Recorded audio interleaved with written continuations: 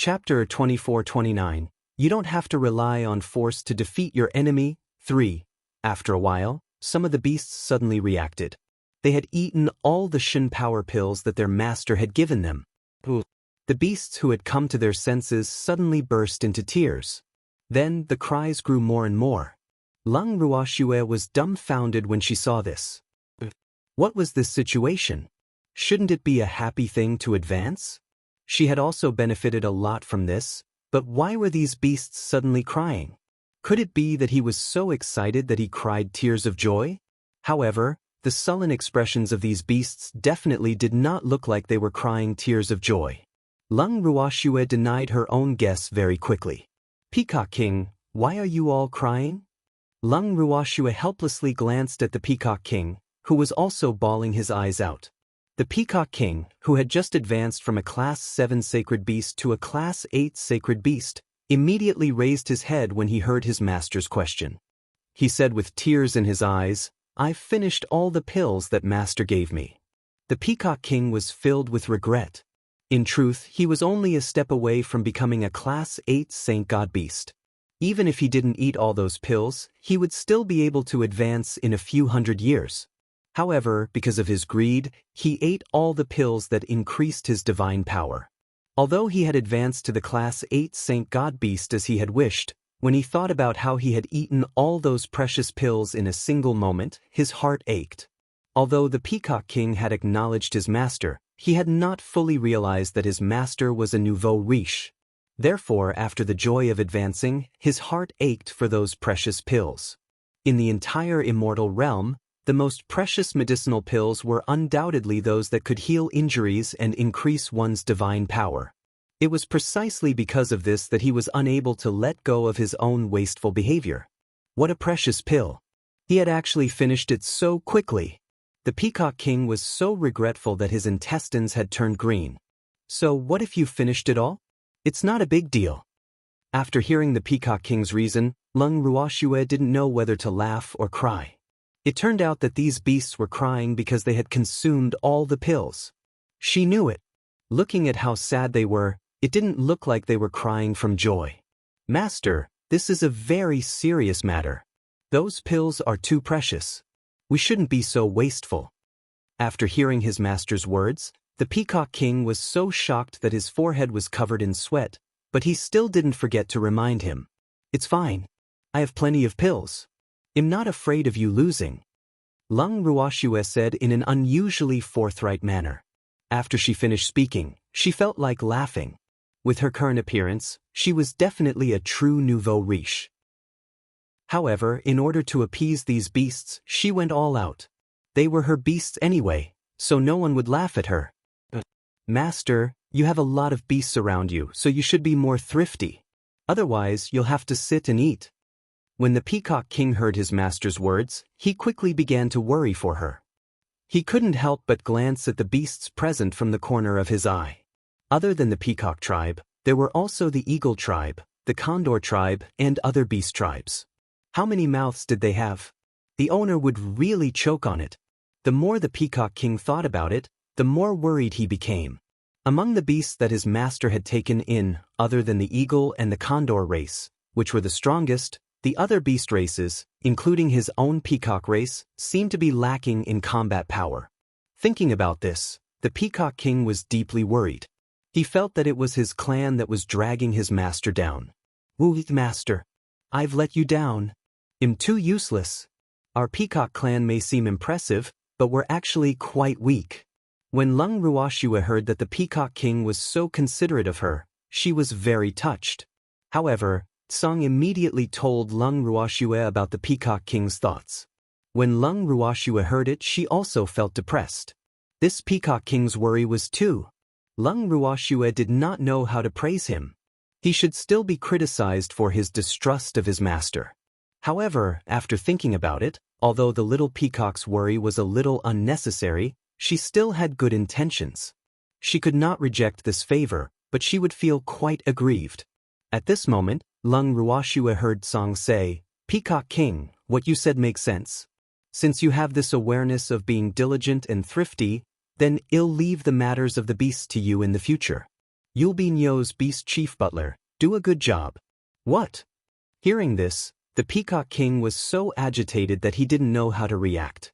However, Lung Ruoxue looked at Song in astonishment. The meaning behind her words was, Song, what are you trying to do? Why did he find her a butler? Actually, Lung Ruoxue had not arranged for anyone to be the head butler. Basically, all the matters around her were handled by Feng De and the others. If Feng De and the others were in closed-door cultivation, someone else would be in charge. All this while, as they were all on the same side, everyone got along very well and did not cause any unpleasant incidents. However, with the increase in the number of people and beasts by her side, Lung Ruoxue knew that she couldn't continue to raise them freely. She needed someone to manage them. Otherwise, her life would be in chaos sooner or later. However, she didn't know if her grandfather and the others would be able to adapt if the Peacock King was the head butler. That's right, Song was talking about the beast chief butler. Could it be that there was also a human chief butler? Thanks, however, no matter what, Lung Ruoxue was not optimistic about the Peacock King taking up the position of the head butler, even if it was for her beasts. Lung Ruoxue had great foresight. She truly felt that her beasts would not listen to the Peacock King, so Song's idea would be hard to achieve. Sensing Lung Ruoxue's thoughts, Cold One patted his chest and promised, Girl, don't worry. I'm here. It's precisely because I have you that I'm worried. Lung Ruoxue replied with her eyes. No matter how she looked at it, she felt that Song was playing a trick on the pitiful Peacock King. She was very clear about how wild and unruly her beasts were. She wanted to let the beasts, who had always been free and unfettered, suddenly have someone to control them.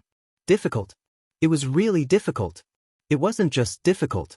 However, since this was Song's decision, Lung Ruoxue would not interfere. Otherwise, if Song Ruo were to get angry, the one who would be in trouble would be her beastie. Thinking about it this way, Lung Ruoxue decided to turn a blind eye to it. With that, the Peacock King's identity as the head butler of the Beast Clan was finally confirmed. The newly appointed Peacock King had never dreamed that he would become the chief butler of his master beastie. He was so excited that he felt like he was floating as he walked. However, after its master entered the bracelet once and saw all of his beasts, the Peacock King calmed down after being dumbfounded and petrified. So, he knew that the kitten was up to no good. Although he had been arranged to be the head butler of his master beastie, there was still the Phoenix clan among his master beastie. Would he dare to interfere? He had always been the one being controlled by the Phoenix clan. Moreover, he didn't expect that his master would have so many phoenixes as his beasts. At first, he thought that his master was already very powerful when she kidnapped Feng Xiu's family of 4 from the Phoenix territory. Now, he knew that he had underestimated his master. He was too short-sighted and could not imagine how powerful his master was. However, what made him quite pleased was that the beastie that had followed him to visit the master space had only been more petrified than him. After the tour, the clan leaders of the Eagle clan, Condor clan, and a few other beast clans had even requested Lung Ruoxue to let them live in the medium in the future. After obtaining Lung Ruoxue's approval, the few clans were overjoyed. The Peacock King had the same thoughts as them, hoping that the entire clan would stay in their master space. However, Lung Ruoxue had told them clearly that this was not the time. She still needed the Peacock clan to put on an act with her. Upon hearing this, the peacocks immediately expressed their obedience to their master's arrangement. Just like that, other than the Peacock clan, the other spiritual beasts who had surrendered were all moved into Lung Ruoxue's bracelet. However, to the outside world, which was to say to the Phoenix clan, it was said that the spiritual beasts of those clans had all gone into seclusion. When the Phoenix King heard this news, she was instantly furious. In her opinion, this was the time to use beasts. How could these beasts go into seclusion just like that? Even those damned family patriarchs didn't come to greet her personally. They really didn't put her, the Phoenix King, in their eyes. She expressed her anger. The new leader of the Hidden Guards, who was responsible for reporting the news, had a different view on this. He felt that it was understandable for those beasts to choose to go into seclusion since they had just advanced in rank. Otherwise, The consequences of their strength being unstable would be quite serious. After tactfully conveying his thoughts to the Phoenix King, the Phoenix King finally wasn't so angry. At this time, the Phoenix King remembered something and asked, "Did those spirit beasts advance because they ate that bitch Lien Wu's medicinal pill?" "Yes, I am." The leader of the hidden guards replied. "Are her pills really that good? Can you go and exchange a few for me to see?" The Phoenix King said after thinking for a while. "Your Majesty, last time, Lord Lien Wu left in a fit of anger. I'm afraid she won't be willing to trade with our Phoenix clan." The leader of the hidden guards said with uncertainty. "Why wouldn't I? She even takes in the common herbs from the Eagle clan. I'll exchange the good ones with her. What's there to be unwilling about?" The Phoenix King said matter-of-factly. She had always thought that the magical beasts of the Phoenix territory had been wantonly gathering ordinary medicinal herbs to exchange for medicinal pills with Lung Ruoxue. This was exactly the illusion that Lung Ruoxue wanted to give her. After those magical beasts had advanced in rank after eating Lung Ruoxue's medicinal pills, the Phoenix King's thoughts became even more intense. If that pill really had such a good effect, that was impossible. There wouldn't be a pill that was so effective. The Phoenix King's heart was in a dilemma. One moment, she wanted to confirm the effects of the pill, and the next moment, she completely denied it. Because she really didn't want to see Lien Wu's proud face. It was really too annoying. Chapter 2430, A Spy, 1. However, no matter how unhappy the Phoenix King was, she still wanted to test the effects of Lung Ruoxue's elixir. After she heard the news, she felt as if a kitten was living in her heart, and it was very itchy. Seeing that the Phoenix King had made up his mind, the leader of the secret guards had to bite the bullet and accept the task. In fact, he really wanted to say, "Your Majesty, this matter is not under our control." However, compared to the previous leader of the hidden guards, he was a new official, so he was less courageous. Seeing that this subordinate was so obedient, the Phoenix King was naturally very satisfied. Otherwise, if this new leader of the secret guards were to reason with her, she would be depressed to death. After ordering the butler he trusted to bring some of the best herbs, the Phoenix King handed the herbs to the leader of the secret guards he had just promoted. After taking the herbs, the leader of the secret guards turned and left. However, the leader of the hidden guards did not go directly to the Peacock tribe. Instead, he brought some food to the former boss. After the former leader of the hidden guards was dismissed from his position, he, who had nothing better to do other than sleeping, taking a stroll, and playing with the birds. She was just teasing the little phoenix in the clan, and her days were free and unfettered. At this moment, the former leader of the hidden guards was repeating his daily schedule as usual. He was playing with a bird.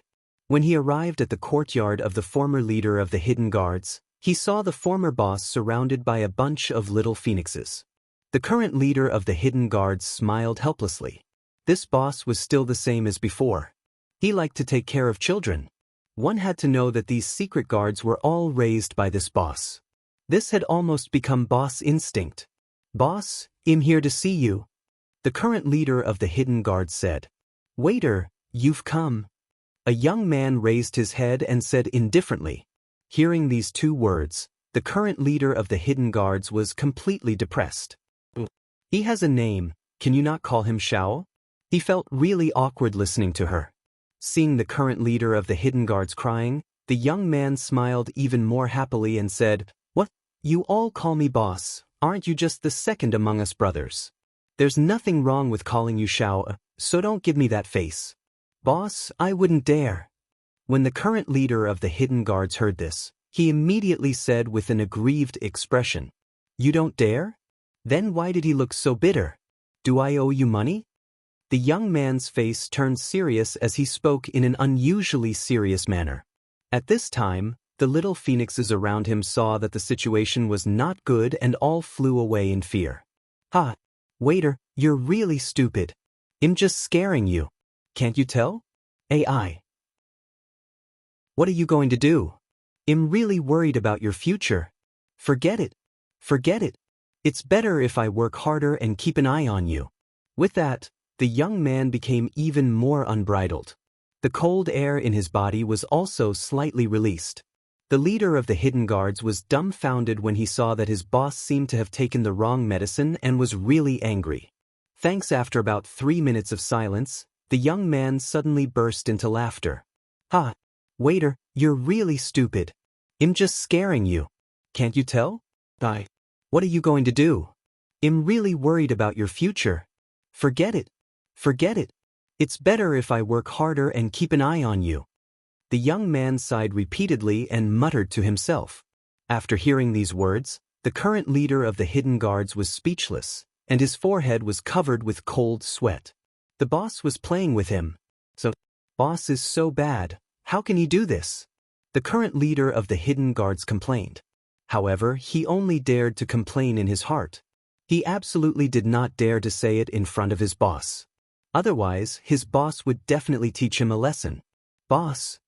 After thinking about it, the current leader of the hidden guards still pretended to be pitiful and looked at his boss with hidden bitterness. What's wrong? Is there something you need from me? The young man said. Yes. The current leader of the hidden guards nodded his head like a chicken pecking at rice, then looked at the young man expectantly and said, The king asked me to take these herbs and exchange them for some pills from Lord Lianwu. The young man frowned and said, This isn't something a secret guard should do, right? How could you agree to such a thing? You'll spoil him like this?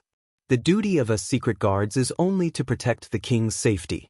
We don't care about anything else. Have you forgotten? The more the young man spoke, the angrier he got. In the end, his face darkened. Of course, he wasn't angry at this poor little guy whose face was already pale.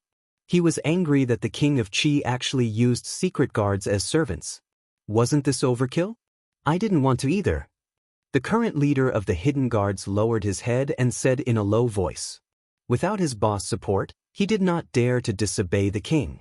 Moreover, he did not have the eloquence and strength of his boss, so he could only be led by the nose by king. Now, he did not dare to let the boss know that his secret guards had taken on the role of secret agents. If there was anything, the king required the secret guards to report to her without the slightest concealment. I've protected you too well. Looking at the current leader of the hidden guards, the young man sighed helplessly and sighed. In the past, he had always helped them settle everything. Now, he could no longer help them deal with these things. These little guys naturally had no choice but to let the Phoenix King do as he pleased. After thinking it through, the young man began to blame himself. All this while, he had treated his subordinates like children and neglected other aspects of their education. However, it was fortunate that he had discovered it early, so there should still be time. With this thought in mind, the young man smiled and said, Waiter, you've just taken over the job of the leader of the hidden guards and have no prior experience, so it's understandable that you'll listen to the king. But you have to remember that we are secret guards responsible for the safety of the king, not guards, not stewards, not the king's servants. Other than protecting the king's safety, we don't need to care about anything else, so as not to waste our energy. Think about it. If the king is attacked by a powerful enemy and is seriously injured while you are helping him, will the clansmen blame us for not protecting the king, or will they blame the king for giving us extra work? The young man deliberately paused for a moment before he continued. Boss, I know I was wrong. In the future, I will be like you and will not listen to Wang Yan's orders. Other than protecting the king, I don't care about anything else. After listening to the young man's brainwashing, the current leader of the hidden guards said with extreme shame. He knew that his boss was right. The hidden guards should not indulge in the king's willfulness. Otherwise, if something really happened to Wang, they would probably have to die to atone for their sins. The secret guards also had families. Naturally, no one was willing to pay for the willfulness of the Phoenix King. Therefore, such a thing must never happen again. The current leader of the hidden guards thought to himself. However, he had already agreed to this, so he had to do it. At the thought of this, the current leader of the hidden guards said with a troubled expression, Boss, I don't care about the future anymore, but I've already agreed to this. What do you think I should do? Fine, I'll go with you. However, Lord Lianwu is not someone who will play by the rules, so I can't guarantee whether she will agree or not. The young man couldn't bear to make things difficult for his subordinate and said after thinking for a while. Chapter 24:31. A Spy, 2. Thank you, boss. However, there's no hurry. I've brought food and wine. Let's have a good meal first. The goal had been achieved, and with the help of the boss, the current leader of the hidden guards felt relieved. With boss around, it was as if he had a pillar of support. His heart was extremely calm. The young man nodded with a smile. After the two finished eating, they slowly made their way to the Peacock tribe. When they arrived at the entrance of the Peacock clan, the young man directly asked to see Lord Lianwu. When the Peacock guard heard this, he sized them up and told them to wait while he went to report. Seeing this, the young man couldn't help but sigh. AI. The Peacock tribe was different from the past. In the past, when they saw the Phoenix clan, they would directly invite us in. There was no need to report. Boss. When the current leader of the hidden guards heard this, he tugged at his boss' clothes, indicating that the walls had ears. These words could not be heard by the peacocks. Otherwise, those peacocks who now had a backer might gang up on him. Who knew that the young man would just smile nonchalantly and say, "Don't worry, I'm telling the truth. Lord Lianwu won't be so stingy. You're an interesting phoenix." At this moment, a female voice sounded in the young man's ears. When the two heard it, they immediately looked around, but they didn't see any trace of a woman. Seeing this, the current leader of the hidden guards couldn't help but change his expression. "I'm finished." The boss' words were caught red-handed. What was this good? If Lord Lianwu became angry because of this, boss might be in danger, and he might not be able to complete his mission. The Lord wants you to go in. Without giving the current leader of the hidden guards a chance to let his thoughts run wild, the peacock guard who appeared later said directly, "Thanks. Let's go."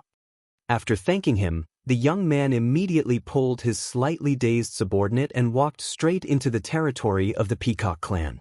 The two of them were so familiar with the Peacock clan's territory that it was like their own backyard. When they arrived at the courtyard where the Peacock King's palace was located, they found Leng Ruoxue sitting there drinking tea. "Hello, Lord Lianwu." The two of them greeted him politely in unison. "Hello." Leng Ruoxue returned the gesture and invited them to take a seat. She then directly asked them why they were here. When the two of them saw how direct Leng Ruoxue was, they were both a little surprised. However, it was also because of this that the young man had a good impression of her. He liked to interact with people who were quick to do things. After explaining the purpose of her visit, Leng Ruoxue remained silent for a long while. However, her beautiful eyes were sizing up the two of them. Under Leng Ruoxue's gaze, the young man remained as calm as ever. The new leader of the hidden guards felt like he was sitting on pins and needles. The pressure that Lord Lianwu gave the new leader of the secret guards was too great, even greater than the Phoenix King. This made him feel rather incredulous. How did this happen? Thanks, the newly appointed leader of the hidden guards couldn't figure it out. After sizing them up for a long time, Leng Ruoxue saw that the old and new head of the hidden guards was calmly drinking his tea while the other was breaking out in cold sweat. She stopped teasing them and smiled. "It's not impossible to exchange for my pills. However, my pills are very precious. Are you sure you can afford them?" "I don't know what Lord Lianwu wants to do with this exchange." After swallowing his saliva with difficulty, the current leader of the hidden guards asked carefully. However, the young man didn't ask that. Instead, he said, "I can afford it. I can afford it. The Feng clan is very rich." Leng Ruoxue was extremely calm when she heard the two's different answers. On the other hand, the current leader of the hidden guards broke out in even more cold sweat when he heard his boss' words. Now, he was very suspicious. Did this boss follow him to ruin his reputation? Otherwise, why would he expose his own weakness before the conditions were agreed? No. It wasn't short, it was their own trump card. They were from the Phoenix clan, right? At this moment, he deeply felt that he was not here to talk about other people's affairs. "Since you can afford it, then bring me the herbs according to what is written here." Leng Ruoxue said with a smile, then handed the two of them a piece of paper. After the young man looked at it, he didn't say anything and passed it to his stupid subordinate. The current leader of the hidden guards took a quick glance and immediately widened his eyes. What was written on it? Although he didn't know many words, he could still recognize most of them. But wasn't the number and name of these herbs a little too much? What he had brought was not even a drop in the ocean of the requirements. His cold sweat instantly increased by quite a bit. His face was even paler. "What's the matter?" the young man asked. "Did you not bring enough herbs?" When he said this, he had no intention of avoiding Lung Ruoxue.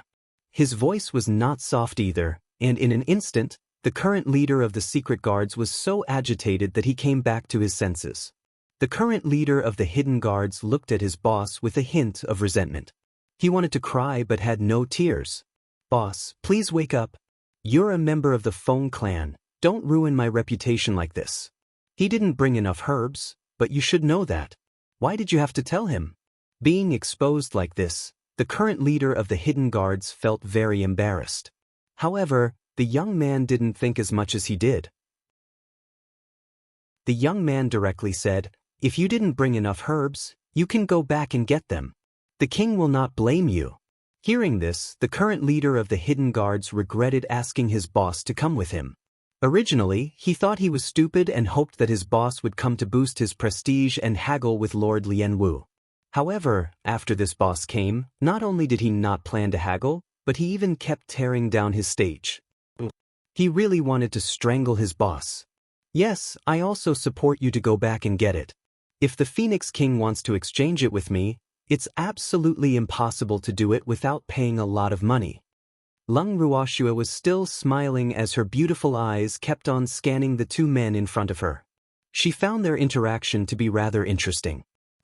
Seeing that Lung Ruoxue had said the same thing, the current leader of the hidden guards felt that it was hard to back down now. Especially since she had clearly stated that it was impossible for the king to not pay a huge price if he wanted to exchange the pills from her. He didn't know what to say when she was so honest. Call him a profiteer. She didn't beg you to change. You can call him a villain. He had made everything clear. In short, even though he was depressed by Lung Ruoxue's words, he could not find a single fault with her. After hesitating for a while, the current leader of the hidden guards stood up helplessly and said, "Boss, let's go back first." He had to go back and report this to the Phoenix King, and he knew that the Phoenix King would be furious.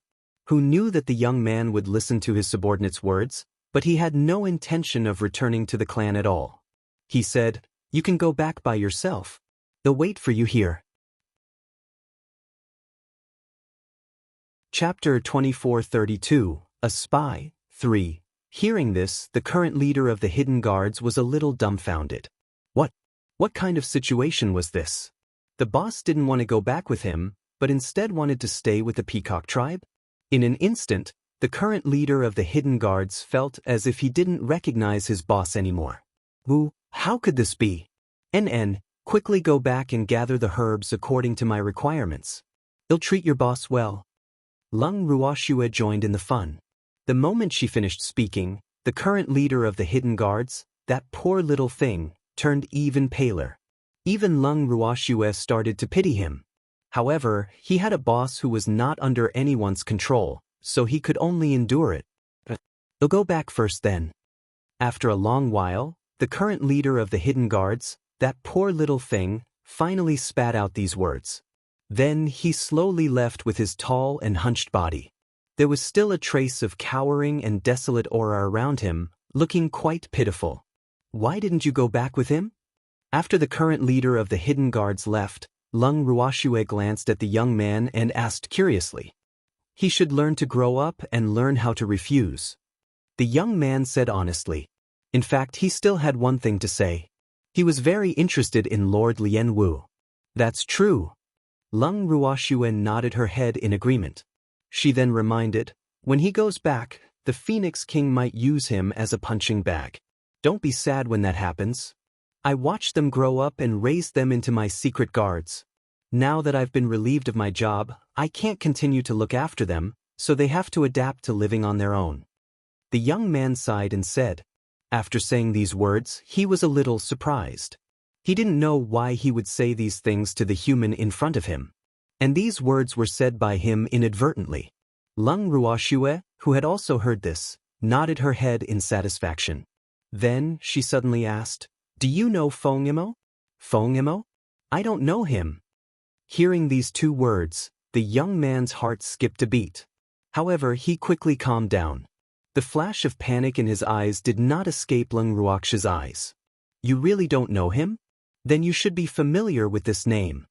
Lung Ruoxue, "I've never heard of this name." The young man denied. "Fengchuan, you don't even recognize your ancestors." Suddenly, an angry voice rang in the young man's ears. Then, an angry woman in red appeared in front of him. When the young man, Fengchuan, saw this woman, although his heart was already in a state of shock, he still pretended to be calm and asked carefully, "May I know which senior you are?" This woman gave him a lot of pressure. He was very sure that he did not know this woman. However, the fire attribute aura on this red-dressed woman was unusually strong. This made him have to be careful. "In the mother parasol tree," Wu Tong said while suppressing her anger. "Ancestor. Greetings, ancestor."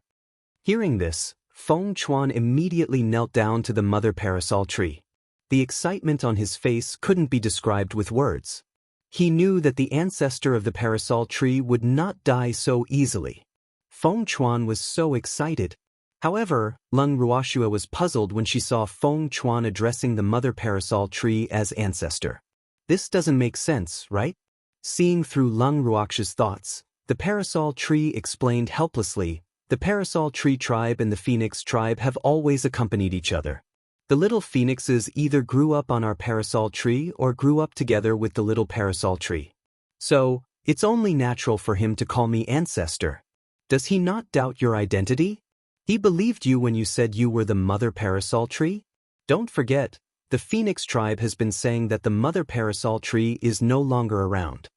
Lung Ruoxue could not help but remind him. Hearing Lung Ruoxue's words, the mother parasol tree glared at her helplessly and rebuked, "Little girl, which side are you on? Are you trying to undermine me?" "Hee. I'm just curious." Lung Ruoxue said, a little embarrassed. If it was her, she would not easily believe the words of others. Listening to the conversation between the two, although Fengchuan found it very interesting, he still kindly explained, "We phoenixes are born with a sense of closeness to the parasol tree, so I felt a sense of closeness when I saw the old ancestor. It was just that I didn't know her identity at first, but my intuition told me that she must be related to me." "Thanks, you brat, since you're calling me old ancestor, do you still dare to deny that you know Fengim?" The mother parasol tree said viciously, as if it was going to destroy him if he denied it. Fengchuan was helpless when he heard the words of the violent parasol tree grandmaster. After glancing at Lung Ruoxue, he said with a slightly aggrieved tone, "Lord Lianwu is the divine master's man, of course I can't admit it." "Then why do you dare to admit it now?" Lung Ruoxue asked with a smile. "With ancestor Wu Tong here, I guess your identity is definitely not simple." Fengchuan wasn't stupid. He knew very well how much the parasol tree mother tree hated the mist ripple god lord and the current phoenix king. Naturally, it wouldn't join the two of them in their evil ways. Thus, he naturally had new speculations and ideas about this Lord Lien Wu's identity. "You're smart. This little girl is Lung Ruoxue." The parasol tree revealed Lung Ruoxue's identity. After Fengchuan heard this, his eyes instantly widened, and his face was full of disbelief. Lung Ruoxue? Was she the Lung Ruoxue that he had heard of? Lung Ruoxue, the one who has a grudge against God Lord Fog Ripple? After a long time, Fengchuan couldn't help but ask. He had always been secretly paying attention to Lung Ruoxue's achievements and had thought that one day, he might be able to contact her. Who would have thought that before he could do anything, this Lung Ruoxue, who was rumored to have turned the entire god world upside down, had actually appeared on her own. He saw a living one. At the thought of this, Fengchuan's eyes widened even more. He sized Lung Ruoxue up and down as if he was trying to see what kind of superhuman abilities she had that could make the entire Beast Clan panic. Whenever the Phoenix King mentioned her, he would clench his teeth in hatred. But after looking at him, Fengchuan was obviously disappointed. He had seen Lung Ruox's image before, but it was not the same person as the one in front of him.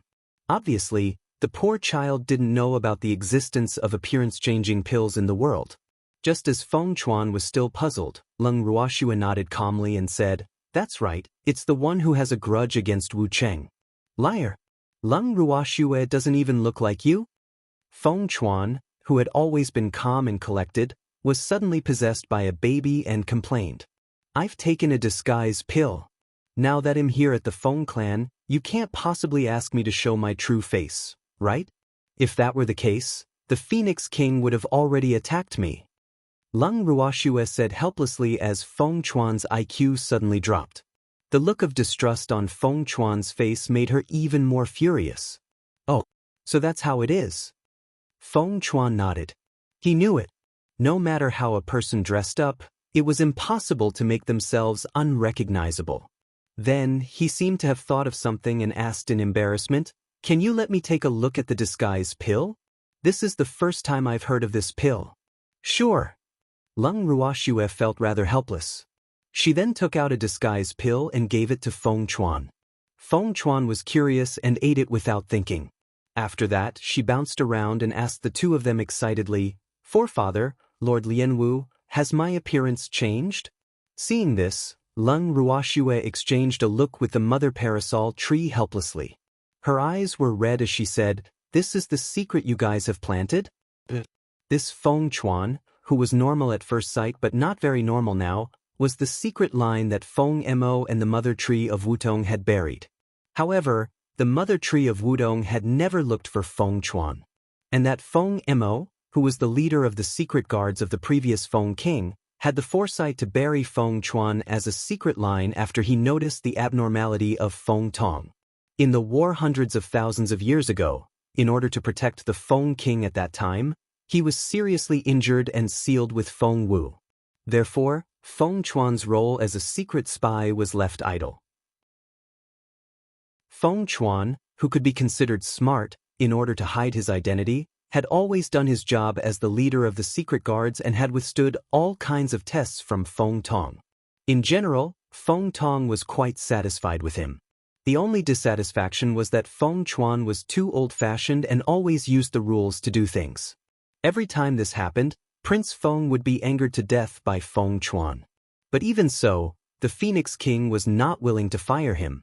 But this time, the elders of the Feng clan went on strike, which made the Phoenix King really angry. Feng Chuan happened to become cannon fodder and was severely punished by the Phoenix King. However, Feng Wang felt that he had severely punished Feng Chuan, but Feng Chuan didn't think so. He couldn't wait to be free.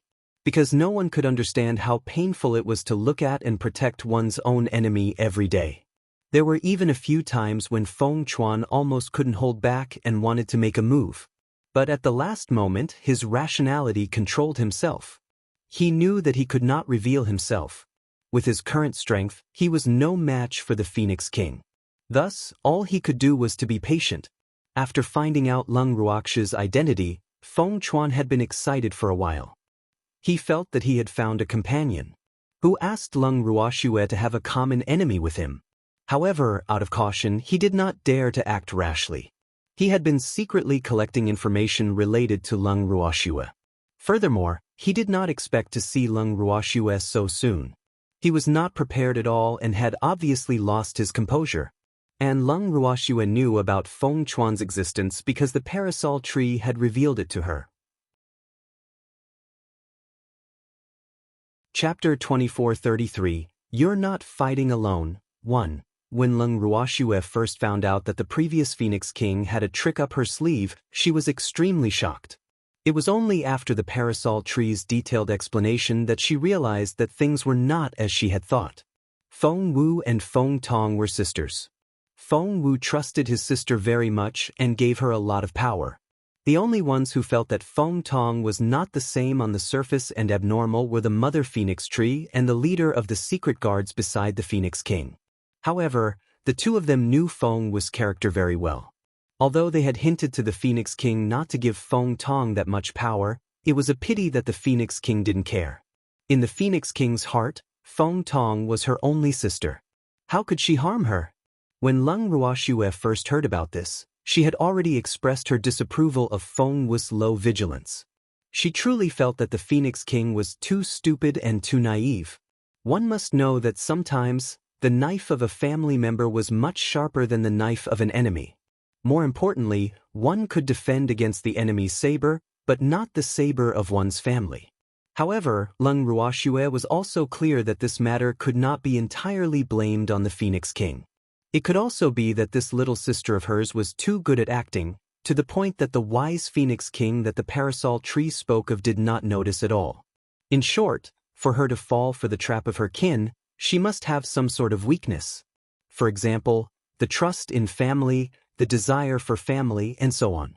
When she thought about it this way, Leng Ruoxue felt a little more sympathy for the previous Phoenix King on account of Feng Zhan. After all, if it was possible, no one would be willing to be plotted against by their own family. It was precisely because of this that she was more interested in the hidden spy that the parasol tree had mentioned. She also had more expectations. But now, it seemed that she had been looking forward to it a little too early. Or could it be that this child was under too much pressure, so he had gone crazy? Looking at Feng Chuan, who was still jumping around excitedly, Leng Ruoxue couldn't help but glance at the mother parasol tree. The other party also returned her a helpless look. The two of them sighed at the same time, expressing that they were powerless to comment on Feng Chuan's actions. After a long time, after finding the organization, Feng Chuan, who was extremely excited, finally calmed down. As soon as he calmed down, Feng Chuan immediately felt embarrassed. He also knew that his reaction just now was a little abnormal, but he did not know what was wrong with him to actually do such an embarrassing thing. Please understand that after being alone for so many years, the moment he heard that he also had a backer, he became abnormal. Leng Ruoxue's eyes softened as she looked at Feng Chuan. Poor kid. Leng Ruoxue expressed that she could understand his agitation. He was not fighting alone. With that thought in mind, Leng Ruoxue revealed a kind gaze as she looked at a junior and said, "Welcome to my pirate ship. You're not fighting alone. Hee. I'm very happy to."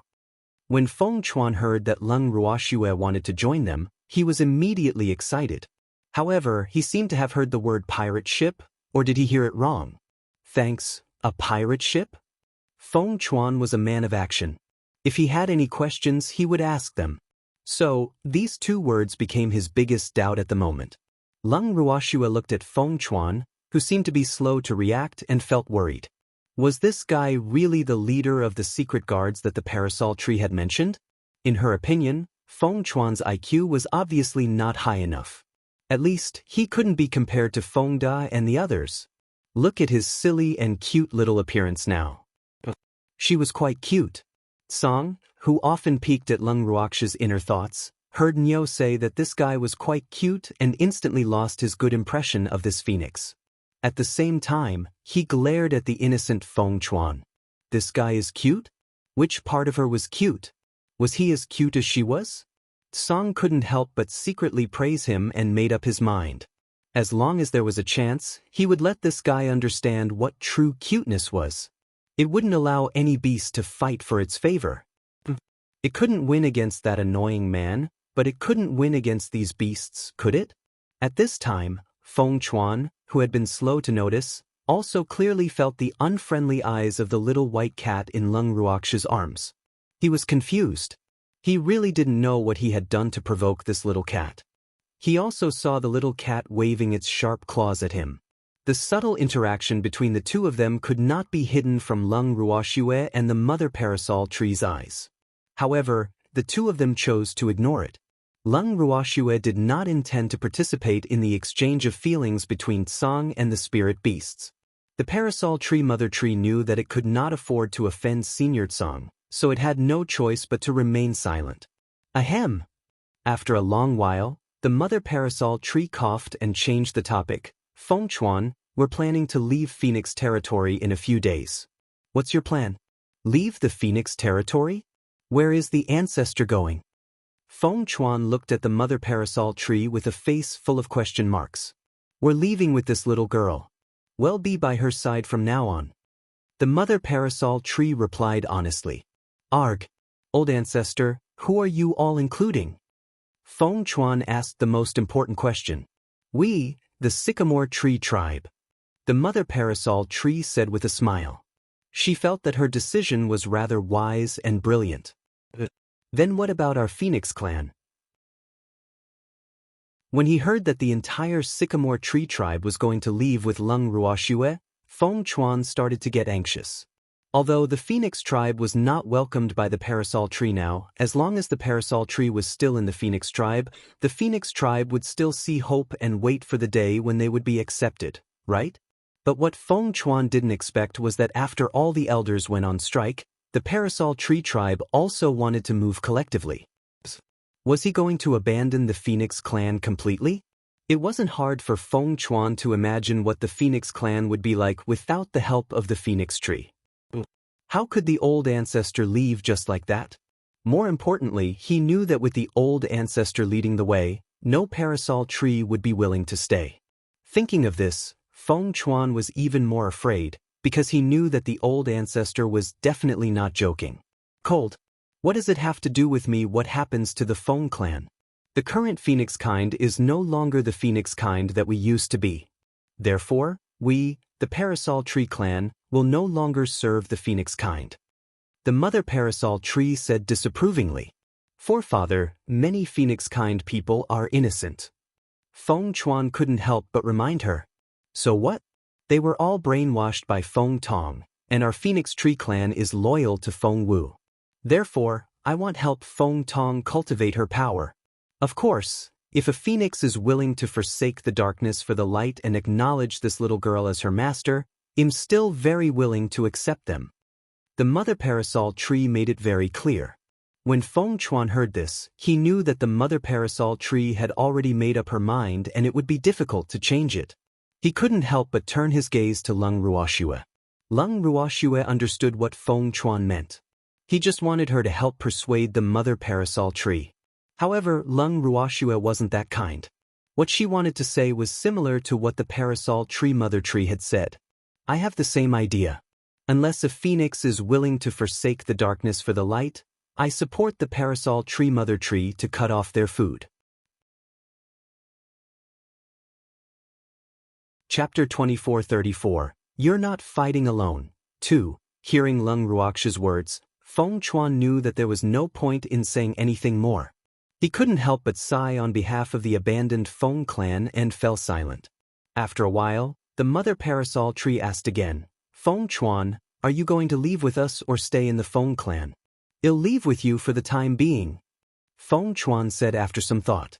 Although the parasol tree elder had shown that he had absolute trust in Lung Ruoxue and he was also aware of Lung Ruoxue's identity, he still wanted to observe Lung Ruoxue from a closer distance. At the same time, he wanted to see where the parasol tree tribe lived. Otherwise, he would not be at ease even if he stayed in the Phoenix tribe. That's good, you're free now anyway. The mother parasol tree nodded. I wonder when old forefather and the others are planning to leave? Feng Chuan asked again. In 2 or 3 days. Lung Ruoxue replied. What about the pills that you want? Feng Chuan didn't finish his sentence, but he believed that Lung Ruoxue would understand what he meant. She probably couldn't bear to give me the types and quantities of herbs I asked for. Lung Ruoxue laughed evilly. Feng Chuan was a little speechless. The Phoenix King would definitely be reluctant. However, he could also tell that Lung Ruoxue most likely knew that the Phoenix King would be reluctant to part with her, so she had deliberately given such a condition. It was a pity that the waiter was going to suffer. With a sigh, Feng Chuan silently expressed his sympathy for the waiter, but he couldn't do anything about it. Just as Feng Chuan had expected, the current leader of the Hidden Guards returned to the Phoenix clan and reported Lung Ruoxue's conditions to the Phoenix King. The Phoenix King's expression changed drastically and he flew into a rage. Her anger was even greater than what the current leader of the Secret Guards had expected. Her face was blacker than the bottom of a pot.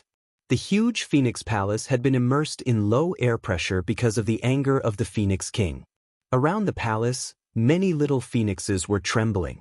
From the aura, the little phoenixes knew that this was the king's aura, and the king was very angry.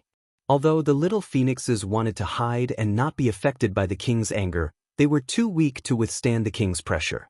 All of them were suppressed to the point that they did not dare to move. "Your Majesty, please calm your anger." The current leader of the hidden guards, who was also pale, gathered his courage and said. He was the closest to the Phoenix King, so he was naturally injured by the aura that the Phoenix King emitted. However, he was mentally prepared, so his injuries were not serious. However, the other clansmen were not prepared. He didn't want the king's anger to be directed at his clansmen. That would be a huge disaster for the Phoenix clan. Calm your anger? How can I calm my anger? The Phoenix King, who was sitting on the throne, roared in anger. The anger that was emitted from her body was almost tangible. "King, if you don't agree to the other party's conditions, then we won't do this business. There's really no need to be angry. You have to know that anger is harmful to the body. You are angry right now, but the other party not only doesn't know, but may even watch a good show. So I feel that we can't be fooled by Lord Lian Wu." The current leader of the hidden guards tried to persuade him. It had to be said that he was quite clever. He knew that the Phoenix King was most concerned about Lord Lian Wu's reaction, so he directly started from this aspect, which really made the Phoenix King calm down and think. That's right. The more angry she was, the happier that annoying woman would be. He must not be fooled by the other party. With this thought in mind, the Phoenix King slowly calmed down, and the anger in his body also subsided. The little phoenixes who felt the pressure had lightened quickly took the opportunity to leave the place. If they stayed any longer, they would probably lose their lives. Thanks, however, although the Phoenix King had calmed down for the time being, she was still very unhappy. She felt that she had already put down her status and wanted to exchange medicinal pills with that hateful woman. How could that hateful fellow not give her face? He really didn't know what was good for him. It had to be said that the Phoenix Prince was a rather selfish person. She thought that she had put down her pride, but would Lung Ruoxue think so? The answer was no. Moreover, Lung Ruoxue didn't think that the Phoenix King had lowered her status just because she wanted to exchange for another pill. How could there be such a cheap thing in the world? Of course, the Phoenix King was not clear about Lung Ruoxue's thoughts. Otherwise, she would be even angrier at Lung Ruoxue's insensitiveness. At this moment, the Phoenix Prince was racking her brain to think of Lung Ruoxue's faults and comparing it to her own compromise. The more she thought about it, the more she felt that Lung Ruoxue shouldn't have done that. However, Lung Ruoxue could not care less about what she was thinking. But the Phoenix King cared. The more Lung Ruoxue deliberately made things difficult for her, the more the Phoenix King wanted to know the effects of those pills. Sometimes, she even wondered if the effects of those pills were not as good as she had imagined, which was why that damned woman was not willing to exchange with her. With this thought in mind, the Phoenix King's determination to get those pills grew even stronger. However, how could he obtain those medicinal pills without spending a lot of money? She was extremely unwilling to exchange pills with the other party according to the requirements on the list. The current leader of the Hidden Guards saw the Phoenix King's frown from time to time. However, he didn't want to interrupt at this time, in case he was treated as cannon fodder by the king again. The current leader of the Hidden Guards, who didn't want to be cannon fodder, held his breath and tried to lower his presence. After a long time, the Phoenix King finally responded. "Go and tell that bitch Lian Wu that I've agreed to use the items on the list to exchange for her pills." The Phoenix King gritted his teeth and said. The current leader of the Hidden Guards was obviously stunned when he heard this. He did not expect the king to agree. And it was after thinking about it for so long. This was really too unbelievable. One had to know that he was very curious as to why the king had changed his mind. However, he did not dare to ask such a question, because he could see that the king did not look very good. Yes. After being stunned for a moment, the current leader of the Hidden Guards immediately reacted. He turned around and was about to leave. "Wait, tell her that I need 3 days to gather all the herbs. Tell her to come to the Feng clan to get them herself." After calling out to the leader of his secret guards, the Phoenix King was so angry that he gritted his teeth so hard that they were about to break. His voice was also squeezed out from the gaps between his teeth. Yes, the current leader of the Hidden Guards replied. He immediately headed to the Peacock clan. When Lung Ruoxue heard this news, she was stunned for a long time. Never in her dreams would she have thought that the Phoenix King would actually agree to her conditions. What had provoked the Phoenix King? If he had known that she would agree, he would have asked Qingju to write more. Lung Ruoxue truly regretted it. However, she also believed that if she wrote more medicinal herbs on it, the Phoenix King would not agree even if he died. But now, why did he feel a little depressed when the Phoenix King agreed? Could it be that she had guessed it wrong? Chapter 2435. You're Not Fighting Alone. 3. Lung Ruoxue believed that this was definitely not the reason. She wasn't arrogant enough to think that everything was within her calculations, so why would she be depressed? After thinking for a long time, Lung Ruoxue finally understood. She didn't want to exchange the pill with the Phoenix King at all. Right? This must be the reason. Lung Ruoxue, who felt that she had thought things through, raised her head and saw the current leader of the secret guards, as well as Feng Chuan, who was still in disguise, staring at her. What are you still doing here? Lung Ruoxue glanced at the leader of the hidden guards and asked in confusion. Wasn't the little phoenix supposed to be here to pass on a message? Now that she knew, why was this guy still here? She had thought that the phoenix had already returned. The current leader of the secret guards, who had been ignored for a long time, was speechless for a long time. He thought to himself, he has always been here, okay? I want to ask, where's my boss? After hesitating for a moment, the current leader of the hidden guards asked. What? Lung Ruoxue looked at the dumbfounded head guard and then at Feng Chuan, who had just regained his senses. She asked him with her eyes, doesn't he know you are him? Feng Chuan gave Lung Ruoxue an innocent look. He was also shocked by the fact that the Phoenix King had agreed. How could he have the chance to say that he was their boss? Moreover, he really felt that he shouldn't scare the waiter anymore.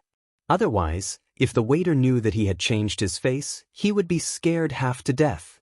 Lung Ruoxue could tell from Feng Chuan's expression that he didn't want the other party to know. So, she could only helplessly say, your boss has already returned to the Feng clan. Didn't you see? Lung Ruoxue was very serious when she said this. The current leader of the hidden guards didn't doubt her at all because he felt that there was no need for Lord Lien Wu to lie to him. As soon as he heard that his boss had gone back, he also quickly left. The moment the current leader of the hidden guards left, Lung Ruoxue glared at Feng Chuan and said, you're not leaving? That little fellow will definitely come and find you. Yes, I have to go back and make some arrangements. Where should we gather? Feng Chuan nodded and asked. There's a small mountain 1,000 m away from Phoenix territory. Do you know that place? Lung Ruoxue told them the rendezvous point that she had agreed to meet Demon and the others at. Yes. Feng Chuan nodded. Then he asked Lung Ruoxue for the antidote for the disguise pill and left the Peacock clan. The moment the two of them left, Lung Ruoxue immediately took out the mother parasol tree from her bracelet. The parasol tree mother tree thought that Lung Ruoxue was looking for it for an urgent matter. Who knew that Lung Ruoxue would only look at her calmly and asked, Senior, do you know where the Phoenix clan's treasures are kept? What? The mother parasol tree was stunned for a moment before it reacted. Little girl, could it be that you're thinking of getting your hands on the Phoenix clan's treasure? Yup. I should at least prepare some gifts for my beastie. Don't you think that all the treasures of the Phoenix clan should be inherited by Feng Zhan? Lung Ruoxue laughed evilly. Of course, by taking away the treasure of the Phoenix clan, she could also make the Phoenix King have no medicinal herbs to exchange for medicinal pills with her. This was also what she had planned for a long time, but she had not taken action yet. When the parasol tree heard Lung Ruoxue mention Feng Zhan, it nodded its head and said, that's right. All the treasures of the Feng clan belong to Feng Wu.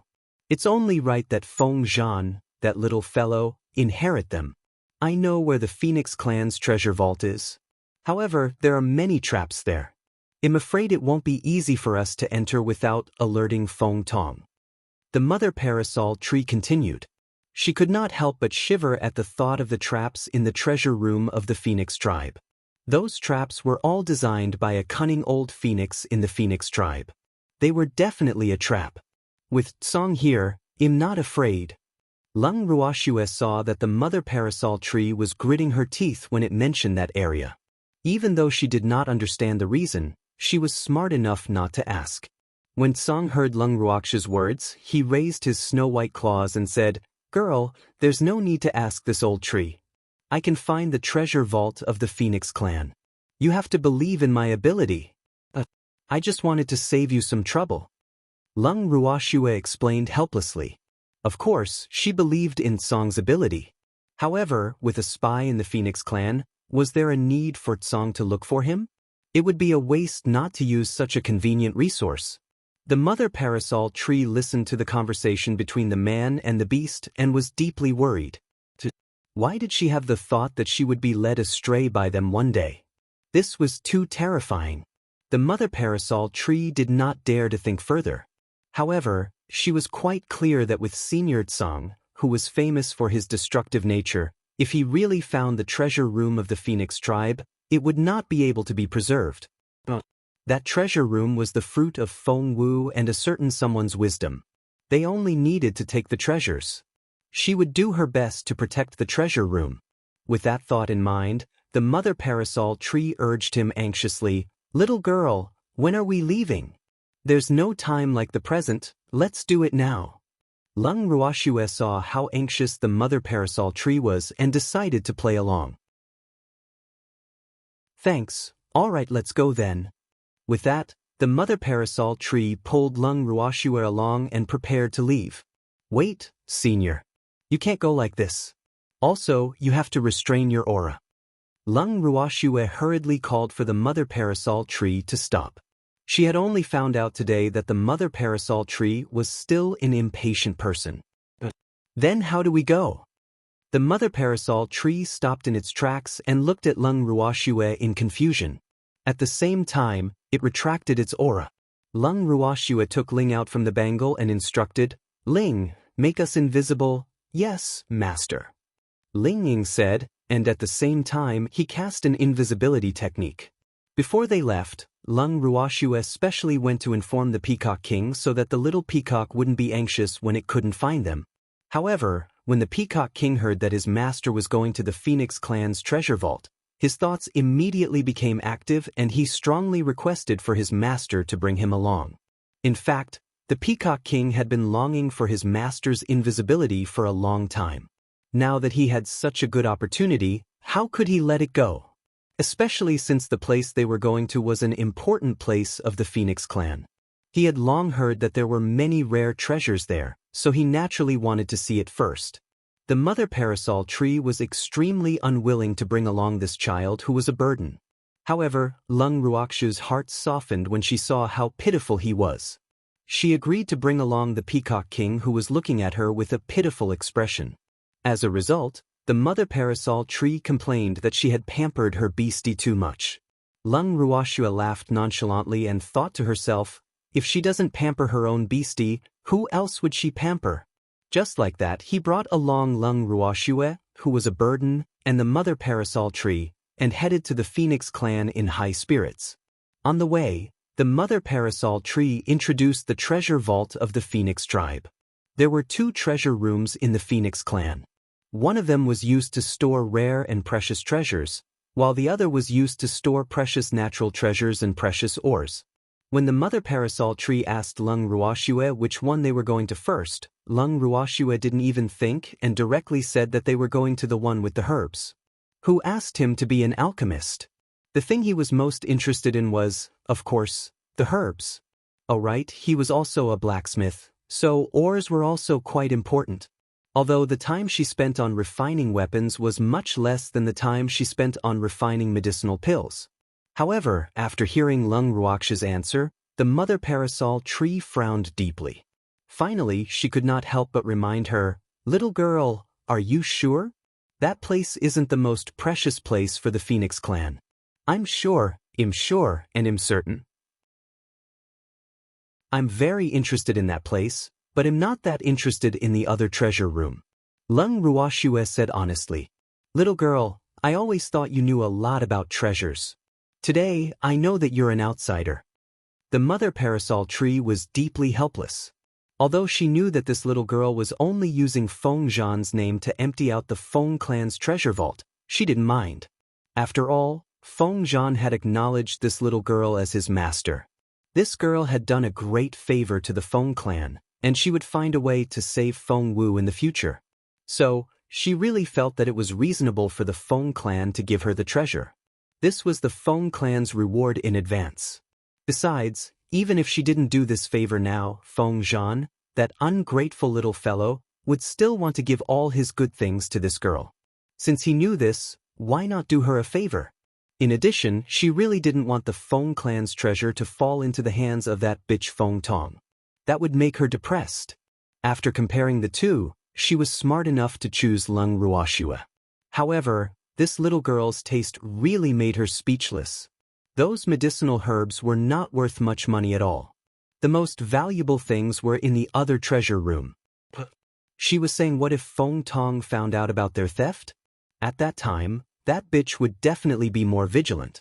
At that time, if they wanted to go to the other treasure room to steal something, it would not be so smooth.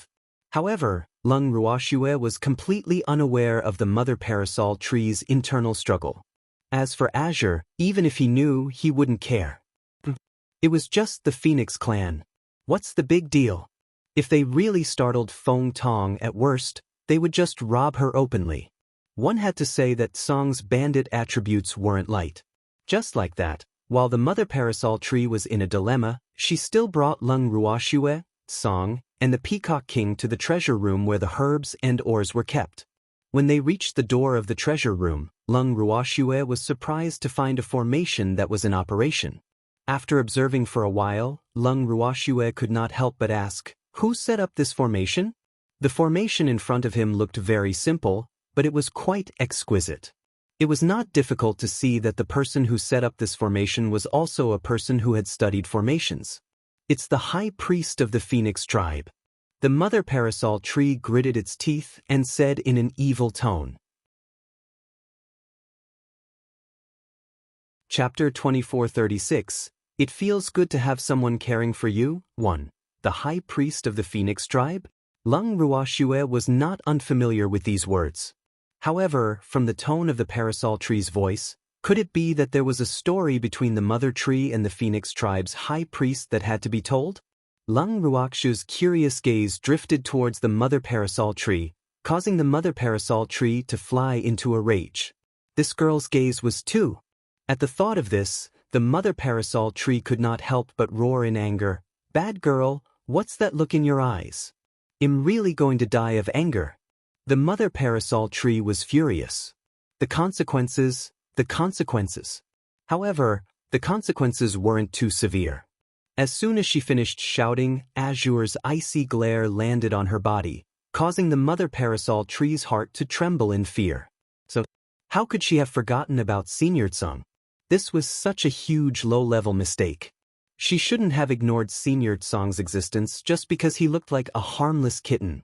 But now, he had just shouted at his master, and Senior Azure was furious. The sudden change made the mother parasol tree instantly act like a mistreated little wife.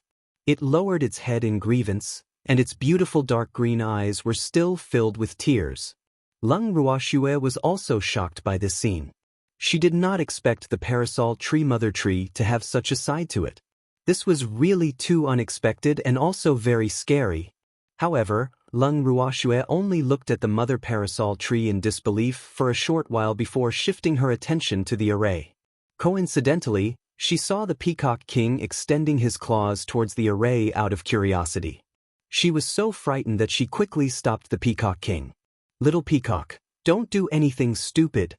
Leng Ruoxue broke out in cold sweat from the Peacock King's audacious actions. However, the Peacock King replied in an extremely aggrieved manner, "I want to help you break the formation." Leng Ruoxue was stunned when she heard that. Did she hear wrongly? This little peacock said that she would help them break the formation? Does he also know about formations? You know about formations? Leng Ruoxue, who couldn't believe it, took a long time to react and ask. "I know a thing or two." Master, let me try. I'm very interested in the formation that the high priest of the Phoenix clan set up. The Peacock King pleaded as tears welled up in his eyes. Alright.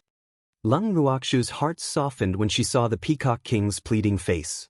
However, she was more shocked than surprised by this Peacock King who knew how to use arrays. One had to know that beastie who knew how to use arrays were rare, but in such a short time, she had already heard two. One of them was the high priest of the Phoenix tribe, and the other was the Peacock King.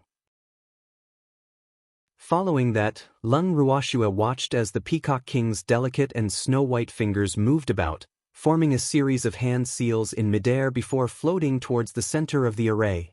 After about half an hour, the exquisite formation outside the door became dimmer and dimmer. 10 minutes later, the light of the formation weakened and gradually extinguished. It's done, the Peacock King said with sweat all over his head. Breaking a formation was really a matter that consumed a lot of physical strength and divine power. He felt that he had never been so tired before, not even after running for hundreds of thousands of meters. That's right, when he felt aggrieved, he would run around Phoenix Ridge. When he was tired from running, he would stop and then have a good sleep. This way, he would forget his troubles. Of course, most of the time, he rarely had any troubles, and his troubles were basically created by the Phoenix King. Therefore, every time the beasts of the Phoenix territory saw the Peacock King acting rashly, they would know that he was being harassed by the Phoenix King again. Every time he thought of this, he would feel depressed. Thanks as he recalled his tragic past, the Peacock King instantly became listless. Lung Ruoxu thought that the Peacock King was tired from breaking the array. After instructing him to rest well, Lung Ruoxu began to observe the array that the Peacock King had broken. The formation had truly been broken. Furthermore, the process of the Peacock King's decoding of the array was also recorded in her mind. Lung Ruoxu carefully recalled that every step of the Peacock King's was very compact. There was not a single waste or unnecessary art. She really didn't expect that the Peacock King actually had such talent. It seemed that she had picked up a treasure. After Lung Ruoxu's initial shock, her heart was filled with joy. She knew it. His beastie was definitely extraordinary. The mother parasol tree, which had its head lowered all this while, had also raised its head at some point. It looked at the array that had been broken and its face showed a dazed expression. Could she say that she knew how to dispel the array at the door? The mother parasol tree shrunk her neck. This thought had just appeared in her heart, but she quickly suppressed it. She did not dare to say it out loud. She was afraid that this little girl would fly into a rage if she said it. Just now, she had only cared about her sorrow and had not thought that the quick-handed Peacock King would be the first to undo the defensive array outside the door. But what she had not expected even more was that this seemingly unremarkable, weak little Peacock King was actually an array master. To be able to undo the formation of that hateful old priest. He was definitely not simple. The mother parasol tree was stunned. Her beautiful eyes first looked at Lung Ruoxu, then stopped at the Peacock King. At this moment, Peacock King had just taken a pill to recover his divine power and was adjusting his breathing. However, the gaze that fell on him was too intense. Peacock King's entire body was burning. The Peacock King had no choice but to open its bright eyes. When it realized that it was the mother parasol tree that was staring at it, the Peacock King tactfully swallowed the words that it was about to ask. It remained silent and unconsciously moved closer to its master. Master, please protect me. This old woman looks like she wants to eat your little peacock. It was too terrifying. After receiving the message from the Peacock King's eyes, Lung Ruoxu could not help but wipe the cold sweat off her forehead. She then picked up the little Peacock King, who had already recovered his energy and was glowing with health. She gave the mother parasol tree a look and led the way into the secret room. Entering the secret chamber, Lung Ruoxu was dumbfounded. What was this? Lung Ruoxu was speechless as she looked at the colorful, operating small-scale formations. This was because every place that she could see, or it could be said that every place where the herbs and ores were placed, was protected by a small and exquisite array. If she wanted to take away those herbs and ores, it was not impossible, but she had to remove the array one by one. This secret room was not small, and the herbs and ores inside were piled up like mountains and scattered all over the secret room. There were at least 8,000, if not 10,000, of these small protective arrays. How long would it take to solve them? Was this the pace of exhaustion? Lung Ruoxue was deeply worried. After being in a daze for a long time, she slowly reacted and pulled the equally dumbfounded Mother Parasol tree over, asking, "These formations were set up by the High Priest of the Phoenix kind? Is he trying to tire the thief to death?" Chapter 2437. It feels good to have someone caring for you, too. Yes, little girl, you're right. When the High Priest was responsible for the construction of these two secret rooms, he had said that whoever dared to steal from the Phoenix clan would be exhausted to death. If the thief didn't die from exhaustion and even managed to steal the treasure of the Phoenix clan, then it's his good fortune and the Phoenix clan will definitely let bygones be bygones. The Mother Parasol tree explained in a low voice after wiping the cold sweat off her forehead. Lung Ruoxue expressed her helplessness. The Peacock King, who was initially excited, had turned numb after seeing so many formations. Previously, breaking a single formation had already used up a third of his divine power and physical strength.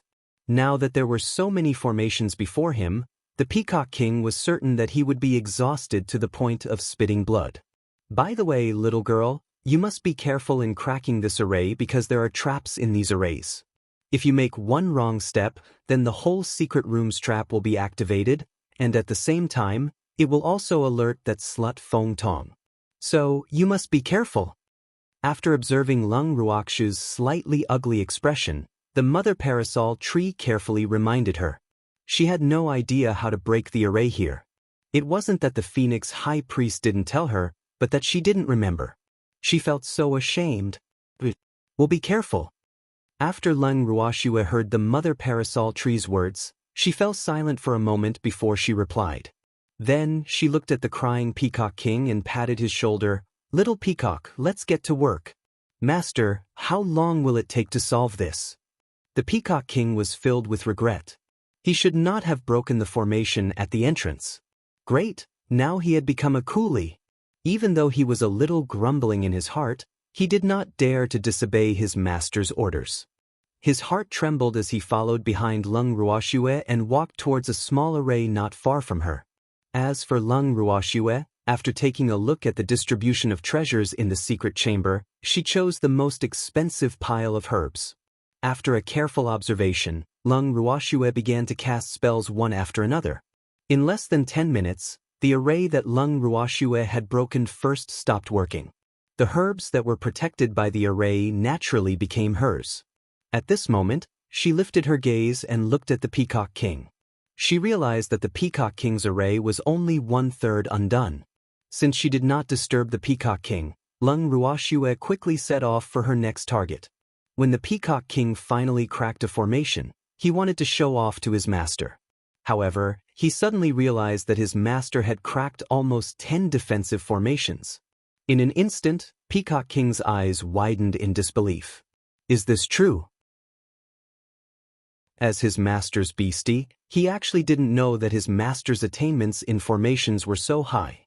The moment this thought appeared in the Peacock King's mind, he was ecstatic. Thanks, Sob.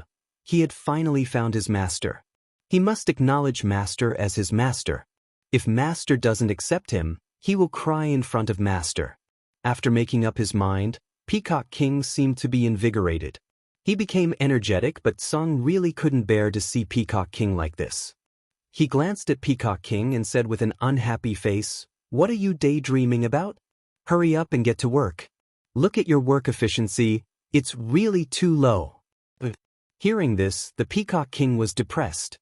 His understanding of formations was clearly not as good as his masteress, so wasn't it only natural that he would be slower in breaking them? Why did this cat attack him like this? Beastie, who were also masters, were born from the same root, so why was it so urgent to attack each other? Although the Peacock King thought this way, he didn't dare to refute the fierce and brutal kitten. He could only lower his head and continue to work. Little did he know that the Azure capital was in a bad mood because Lung Ruoxue was trying to break the array and could no longer hug him. The Peacock King happened to become the cannon fodder for the Azure Capital to vent its anger. At the same time, the Azure Capital could also sense the Peacock King's inner thoughts and thought to himself. He even recited a poem. Wasn't this showing that he was uncultured? Actually, these were words that Lung Ruoxue often said to the beasties. Her intention was to unite the beasties and unite them against external threats. Now that the Peacock King had used it, Song couldn't help but feel discontented. He secretly made a note of the Peacock King in his heart. The poor Peacock King didn't even know that he had unintentionally provoked Song. After being pressured by Song, Peacock King could only lower his head and work. He didn't even dare to raise his head to avoid being scolded again. The mother parasol tree, who had been observing Lung Ruoxue's attempt to break the formation, was shocked when it saw the dazzling array of spells. After observing for a long time, the mother parasol tree could not help but ask, "Little girl, I didn't expect you to know so much about formations. Today, I've really broadened my horizons. If that old priest were to see this, he would definitely be depressed. You must know that it took him hundreds of years to set up these formations." Upon hearing this, Lung Ruoxue, who was breaking the array, replied in a speechless manner, "Senior Wu Tong, you know that there are so many formations here and you still dare to bring me here? It's a good thing I know a thing or two about formations. Otherwise, wouldn't we have made a wasted trip? Hee hee. How could that be possible? Your master, yes, disciple, this small formation can't trouble you." The parasol tree mother laughed in embarrassment. When she brought Lung Ruoxue here in high spirits, she did not think too much about it. She did not even consider if this little girl knew anything about array formations. The main reason was that she had too much confidence in Lung Ruoxue. In addition, she had Senior Song's assistance from the side. Hence, she naturally thought that nothing could stump Lung Ruoxue. What's a small formation like this, right? One must know that the old priest of the Feng clan had been taught by Master Yu in the past. Master Yu had only given him a few casual pointers, but the old priest's achievements in the field of formations were already amazing. Not to mention that this little girl was Master Yes' disciple. She must have learned a lot from Master Yu. The mother parasol tree thought to itself. However, she had overlooked one point, and that was that even as the Master Yes disciple, she might not know how to use arrays. At the very least, Lung Ruoxue's two senior brothers did not know how to. However, the excited mother parasol tree would not think so much. Now that she saw how familiar Lung Ruoxue was with the array, she would not think about all these messy things. The parasol tree mother tree truly felt that watching Lung Ruoxue break the array was a form of enjoyment. Looking at her 10 fingers moving around, the spells she executed were so beautiful. Each of them was as beautiful and exquisite as a 7-colored butterfly. It could not take its eyes off them and could not move its gaze away. She felt as if her mind was being pulled by Lung Ruoxue's attempt to break the array. She also felt that 2 eyes were not enough. In the next moment, the entire secret room fell silent again. Other than the slight sounds of Lung Ruoxue and the Peacock King breaking the array, even the sound of breathing was unbelievably soft. A few hours later, under Lung Ruoxue and the Peacock King's hard work, half of the array in the secret room was finally broken. However, the two of them were also exhausted. Chapter 2438. It feels good to have someone caring for you. 3. Finding an empty space, the two sat down to adjust their breathing. They took a few pills to replenish Shen power, and their tired bodies were slightly relieved. However, neither of them had any thoughts of breaking the array immediately. Now, they felt like vomiting as soon as they saw the array. There were simply too many formations. Glancing at the two of them, Song Yi snuggled up to Lung Ruoxue's legs. After rubbing against her fawningly, she said with a smile, "Niao. I know you're tired. Do you want me to do the rest? Azure can also break the formation." Lung Ruoxue was surprised. Why hadn't she heard Song mention it before? "I want tea. I know how to set up and destroy formations." Azure raised her head and said proudly, "He, in this day and age, who still put in the effort to learn how to break formations. Just destroy it directly." Ah. Hearing this, Lung Ruoxue didn't know how to react. destroy the formation? If she didn't understand it wrong, it meant to violently destroy the array, right? Looking at Song Xiaoxiao's body, Leng Ruoxue couldn't understand why this little thing's thoughts were so violent. This was seriously inconsistent with its size. After a long while, Leng Ruoxue finally could not help but remind him, Song, if you destroy the formation, you will be discovered by the Phoenix King. The herbs I want will also be destroyed. I want tea. Girl, you have to believe me, I will protect these herbs well. Song raised his little white paws and promised. If it wasn't for the fact that Nyo was so tired that she was about to vomit, he wouldn't help. Most of the time, Song liked it when Leng Ruoxue did everything herself. This way, she could get some training. However, there were too many arrays in front of them. Their time was tight and their task was very heavy. Hence, Song knew that he had to act. This was the only way to save time. Otherwise, the longer he delayed, the more dangerous it was for him to be discovered by the Phoenix King. Although it wasn't afraid of the Phoenix King, their actions couldn't alert the Phoenix King. It must be known that it wasn't a wise choice to fight the Phoenix King now. At the very least, it hoped that when Nyo's strength was a bit stronger and was evenly matched with the other party, the two sides would truly shed all pretenses of cordiality, but now, it was not the right time yet. Hearing Song's promise, Leng Ruoxue pondered for a while before saying, Song, I understand what you mean. However, it's better for me and the Peacock King to continue breaking these formations. Although we're about to puke from breaking the formation, this is also a good training for us. It's a rare opportunity. All right then. Seeing Nyo so stubborn, Azure didn't insist. His heart ached for Nyo because she was too tired. Otherwise, he wouldn't have taken the initiative to ask for help.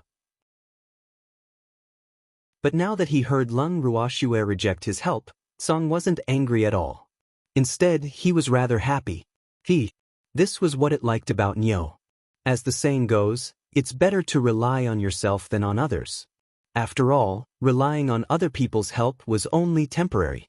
After resting for a while, Leng Ruoxue and the Peacock King continued with their work. The parasol tree mother tree, who was watching from the side, saw that Leng Ruoxue and the Peacock King were so tired that their faces were pale, but they still persisted in their work.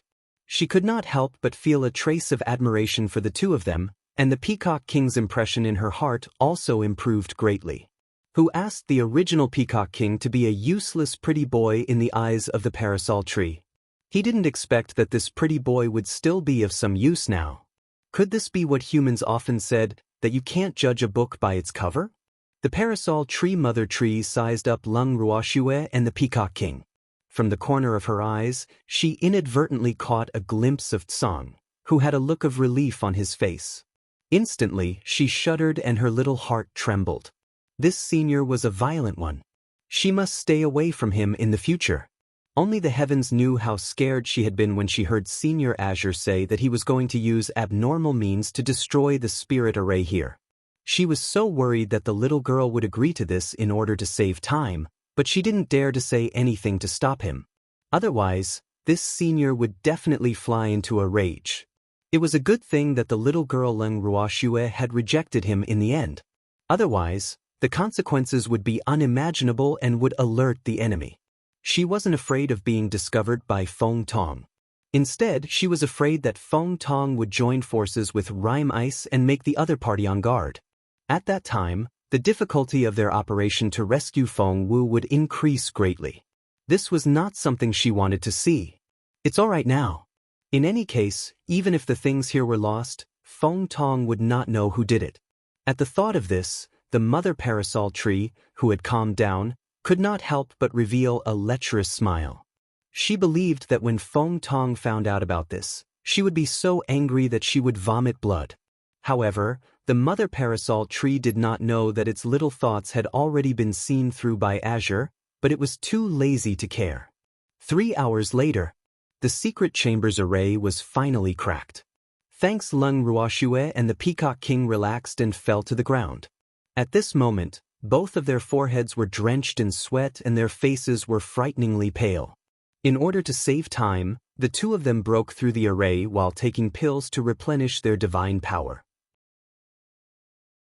In addition, they became more and more familiar with the array here, so from the second half of the journey, the speed at which they broke through the array became faster and faster. Seeing that his girl was exhausted, Azure considerately took out a small handkerchief from God knows where and attentively wiped the cold sweat off Lung Ruox's forehead. The mother parasol tree was in charge of collecting the herbs in the secret room. In the later stages, in order to not affect the speed of breaking the formation, all the herbs and ores were collected by the mother parasol tree. As for the Peacock King, who was as tired as a dead dog, no one cared about him. Looking at the cold treatment he received, the Peacock King wanted to cry but had no tears. He couldn't hurt a child without a mother. Although the Peacock King was not surprised by his treatment, he still felt uncomfortable when he met them. However, he did not dare to let this ferocious kitten and the mother parasol tree take care of him. If that happened, he would die faster. Looking at the current situation, not only was he a child without a mother, his strength was also inferior to others. Thinking of this, he truly felt that he could only take care of himself.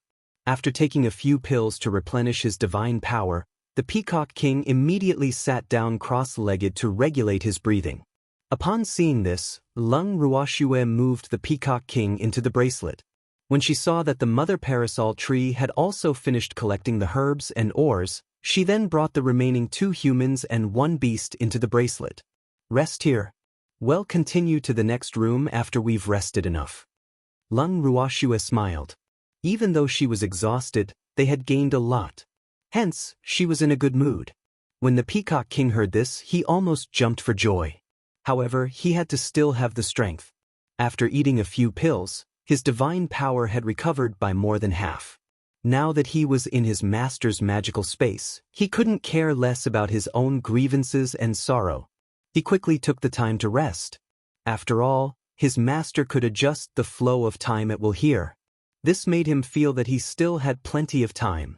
At this moment, a deep voice sounded in the Peacock King's ears, "Have some fruit." Peacock King raised his head and saw a tall shadow blocking his view. The owner of the shadow was the Eagle tribe leader. The eagle was still looking at the Peacock King with concern. It stuffed the fruit into the Peacock King's hand. The Peacock King gave him face and bit into the fruit. He was moved to tears. Sob, it felt so good to have someone care for you. The Peacock King had never expected that the Eagle tribe leader, who had always looked down on him, would suddenly show concern for him. This surprised him greatly. At the same time, his pair of probing eyes kept sizing up the Eagle tribe leader. The Peacock King really wanted to know if the Eagle tribe leader had taken the wrong medicine. Under the Peacock King's gaze, which clearly said you didn't take your medicine today, the Eagle tribe leader's entire body was seething with anger. His face darkened and he said angrily, "Damn it, what's with that look? I knew I shouldn't be too concerned about you." After saying that, the furious Eagle tribe leader turned around and strode away with his long legs. The Peacock King saw that the situation was not good and quickly extended his arms to hug the Eagle tribe leader's legs tightly. He howled, "Don't go! Don't go! It's rare for someone to care about me." Woo! The Eagle tribe leader could not help but cover his face when he saw the Peacock King hugging his thigh without a care for his image. This guy was really too embarrassing, wasn't he? Even if it had a master, why was this peacock still so out of line and like to embarrass itself as always? At this moment, he was filled with regret. He shouldn't have been soft-hearted when he saw that the Peacock King was exhausted like a dead dog. However, it was too late to say anything now. The Eagle tribe leader was deeply worried, especially when he saw that there were countless beasts watching from a distance. At this moment, he heard the Peacock King ask shyly, "That? Why do you care about me?" She asked. "You bastard." Peacock King's bashful appearance made the tough man, the Eagle tribe leader, unable to accept it. Following that, the beast men heard the furious Eagle tribe leader roar, "Fuck! Can't you speak like a man? Don't be like that, I can't stand it." The tribe leader of the Eagle tribe was going crazy. If this continued, he had the urge to strangle the Peacock King to death. Of course, if he wasn't afraid that his master would say that they were killing each other, he would have done so long ago. However, the Peacock King's face had long been trained to be extraordinary. He didn't care about the attitude of the Eagle tribe leader at all. On the contrary, he still smiled and said, "You haven't answered my question yet. Why are you so concerned about me?" This was what he was most concerned about. Because we have a common master. The Eagle tribe leader held his forehead and said, "All right." He was convinced. He had to admit that he was no match for the Peacock King, all right? Just like this. Peacock King asked with some disappointment. Chapter 2439. Actually, I'm not a combat-type beastie. 1. What else do you want to do? The tribe leader of the Eagle tribe widened his sharp eyes and started grinding his teeth. Not only that, his gaze towards the Peacock King was also burning with flames of anger. The surrounding beasties could already tell that if the Peacock King dared to pull any tricks at this moment, this old eagle would definitely fly into a rage. At the thought of this, the beastmen couldn't help but shiver. Then they moved to a safe place. Although they were only surrounding to watch, it was hard to guarantee that the angry eagle wouldn't kill the beast to silence it. Although it was important to watch, his life was more important. The beastmen were very clear about the current situation. It was a pity that the eccentric Peacock King was completely unaware that the Eagle tribe leader had already flown into a rage from embarrassment. Instead, he spoke with a matter-of-fact expression, "I don't think you should care so much about me just because we have a common master. You should be touched by my dedication and loyalty. You should worship me, right?" The Eagle tribe leader's eyes turned deep and silent. All the spirit beasts fell silent. The Peacock King's surroundings were completely silent. After a long time, all the beasts present could hear was the angry roar of the Eagle tribe leader, followed by a series of loud bangs. Finally, it was the Peacock King's painful howl. "Ooh, Master, save me. Help me. Someone is going to murder your cute little peacock. Master, if you don't stop it now, you won't be able to see your little peacock again. Ooh, we are from the same root, so why are you in such a hurry to torture each other?" The Peacock King, who was being beaten up, was crying and wailing at the same time. The Eagle tribe leader, who was beating people up, had black lines all over his forehead. Not far from them, Lung Ruox's eyes were tightly shut as she lay on a deck chair, turning a deaf ear to the noise. On the other hand, the mother parasol tree's impression of the Peacock King had changed greatly, so she could not bear to do it. After hesitating for a long time, the mother parasol tree finally said carefully, "Little girl, aren't you going to stop them? If the Peacock King is beaten up by that little eagle, no one will help you break the formation." After the mother parasol tree finished speaking, it even turned around to look at the Peacock King who was being beaten up. It was really too tragic. The weak Peacock King, in the face of the strong Eagle tribe leader, did not have any power to fight back. He could only cover his head and hide in all directions. Unfortunately, no matter how he dodged, the Eagle tribe leader would always land a punch on the peacock. The Peacock King's originally beautiful face was now covered in patches of green and purple. It was a terrible sight. Did the little girl really not care? The kind mother parasol tree looked worriedly in the direction of the Peacock King before turning its gaze back to Lung Ruoxua. Seeing that the little girl was still resting with her eyes closed as if nothing had happened, the mother parasol tree did not know what to say. Just as the mother parasol tree was thinking about how to help the Peacock King, Lung Ruoxua's voice was heard. "Don't worry about them. The Eagle tribe leader knows what to do." "Thanks. All right." The mother parasol tree replied. Since the master had said so, what else could she say? However, the Peacock King's howl was too. Out of sight, out of mind. The mother parasol tree thought for a moment before turning around and returning to her residence. "Ooh, Master, how can you not care about your little peacock? I'm going to be beaten to death by this eagle." Not long after the mother parasol tree left, the Peacock King continued to howl, but unfortunately, no one came to help. At this time, the Eagle tribe leader saw that he had beaten them enough and decided to stop and rest. Besides that, he also decided to stop. He knew that even if his master didn't care about it, he would still be scolded if he really beat the Peacock King up. Therefore, he had only given this Peacock King who loved beauty some superficial wounds. There were no internal injuries at all. It was just that the outside didn't look good. The moment the tribe leader of the eagle tribe stopped, the terrified Peacock King immediately ran to Lung Ruox's side to seek protection. He hugged Lung Ruox's leg and sobbed softly, "Master, how can you not care about me? I could only watch as that eagle beat me up. Master, you've made me so sad.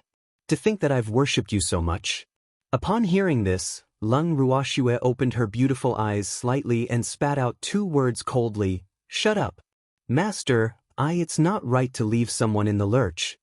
The Peacock King felt even more aggrieved when he saw his master being so fierce to him, and he reminded him in a low voice. "You didn't die, did you?" Lung Ruoxue said speechlessly. If she could, she really didn't want to bother with this fellow. He was too stingy. "Oh, I almost never saw my beautiful master again."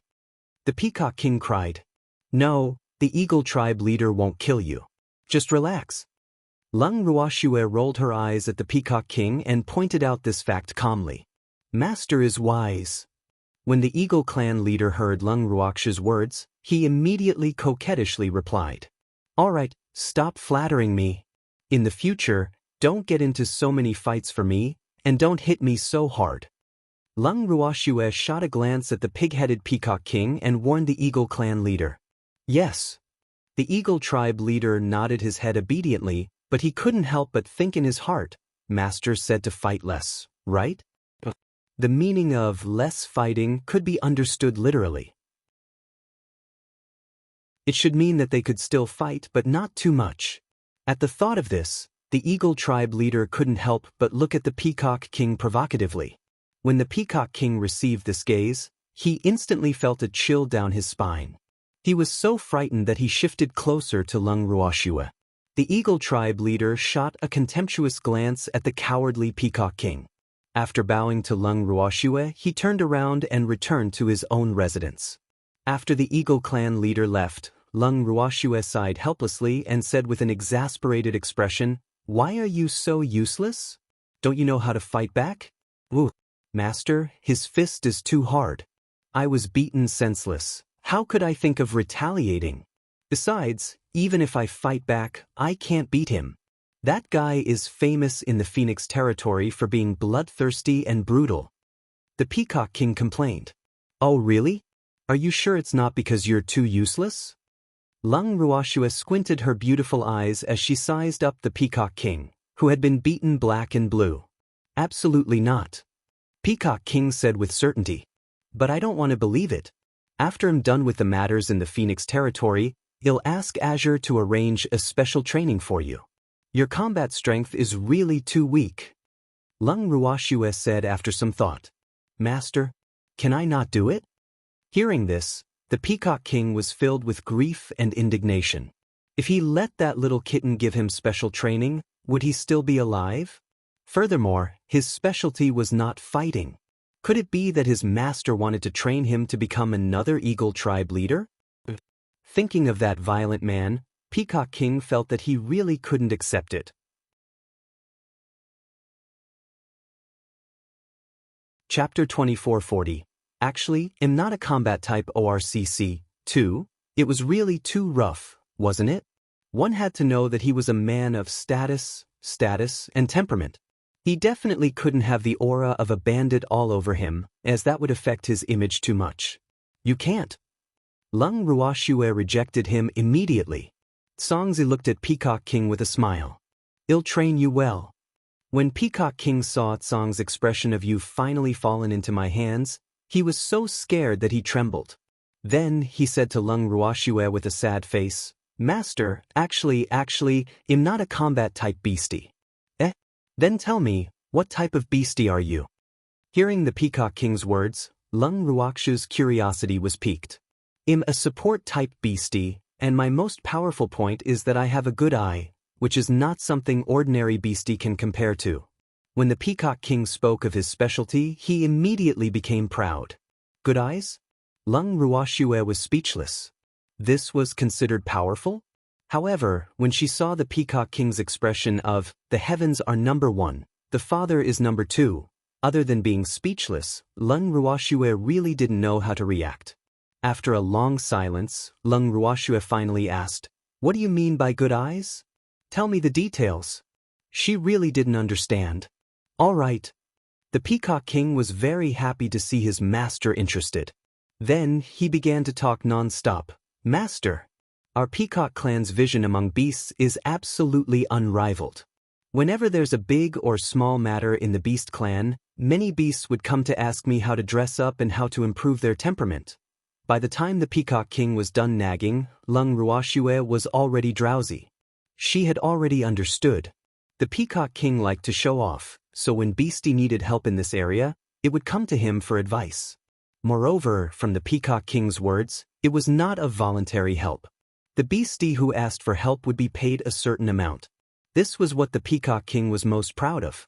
After hearing all this, Lung Ruoxue really wanted to pat the Peacock King's shoulder and tell him, "Child, if you were in the other world, you would have a bright future in this job. It's a pity that this is the immortal realm where strength is everything.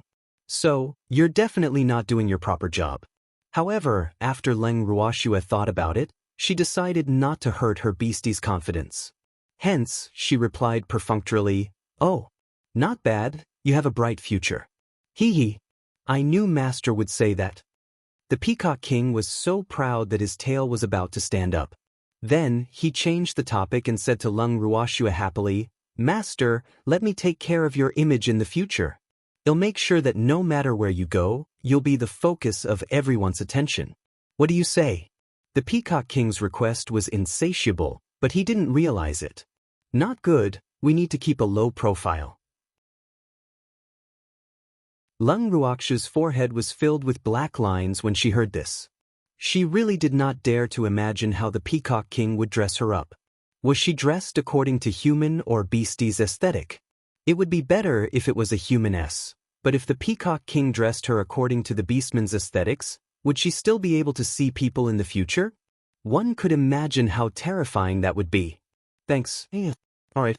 However, since when did Master not keep a low profile? You must let me take care of your image. Even though Lung Ruoxue had rejected him, the Peacock King was still unwilling to give up. Lung Ruoxue realized that she had underestimated the Peacock King's stubbornness. Feeling his girl's struggle, Song's claw smacked the Peacock King's swollen face, roaring angrily, "In your dreams. You don't need to worry about Nyo's image, just manage your own." Oh, alright. He was being threatened again. The Peacock King was quite worried, but he didn't dare to disobey the words of this little cat. After all, the other party's fist was bigger than his. In front of this cat, he didn't have the slightest thought of resisting, nor did he dare to. Seeing that Song had settled this matter so easily, Lung Ruoxue looked at him with admiration. Instantly, Song was so happy that his tail was raised to the sky. "Arg! Why are you here?" Suddenly, an earth-shattering cry rang out beside Lung Ruoxue and Song. Following that, the space in front of them rippled slightly and Qingju appeared. Ah! After hearing Qingju's words, Lung Ruoxue did not know how to explain to him that she was the one who had brought Song in. After leaving Song outside a few times, Lung Ruoxue would feel an inexplicable heartache every time they went out and saw Song looking at her with a sad expression. Originally, she wanted to refine a divine artifact for Azure that could conceal his strength. That way, Azure might be able to come in with her. However, Azure told her that such a divine artifact was not of much use to him. Ordinary materials would not be able to withstand his cultivation. After that, Lung Ruoxue flipped through the books and notes left behind by her master and discovered that her master had once refined a divine weapon called the Concealed Defiance. The so-called invisibility didn't mean invisibility, but rather concealing one's heaven-defying cultivation. This god tool was also refined by his master for himself, but his master didn't have time to test its effects before he died, which just happened to benefit Song. After Lung Ruoxue had found the god equipment, she had given it to Song. Only now did she remember that she had forgotten to tell Qingju about this. What should he do? The little fellow would definitely be angry. Lung Ruoxue, who felt that things had gotten out of hand, was so angry that she felt like an ostrich. She really did not dare to look at Qingju's expression. Although Lung Ruoxue was afraid that Qingju would be angry, Song was not. It smiled at Qingju and said, I came in when I wanted to. This is impossible. I'm not at my peak right now, so this space won't accept you at all. And it's impossible for me not to sense you when you entered. Speak. How did you get in? Green Vessel didn't believe Tsong's nonsense at all. This guy was really scheming. Seeing that Green Vessel didn't believe him, Azure had no choice but to raise a small, snow-white paw to show him. There was a golden bangle on the furry paw. Looking at the bracelet, Qingju felt that it looked familiar, but he could not remember where he had seen it before. He could only shamelessly ask, "What is this?" "This is called Hidden Rebellion. It was made by that idiot. It's quite useful," Azure said with a smile. That idiot? Qingju did not react in time, while Leng Ruoxue could not help but cough twice. Her heart was filled with tears. So, this was the prelude to being exposed. "It's your previous master, Nio's master," Songming said. "Arg. How detestable. I was wondering why this thing looked so familiar. So it was refined by the old master. But is this thing of any use to you?" Qingju suddenly remembered that he had indeed seen his old master refine such an item. However, his old master had been particularly obsessed with refining weapons for a period of time. He had refined too many things, so he really could not remember what use this item had.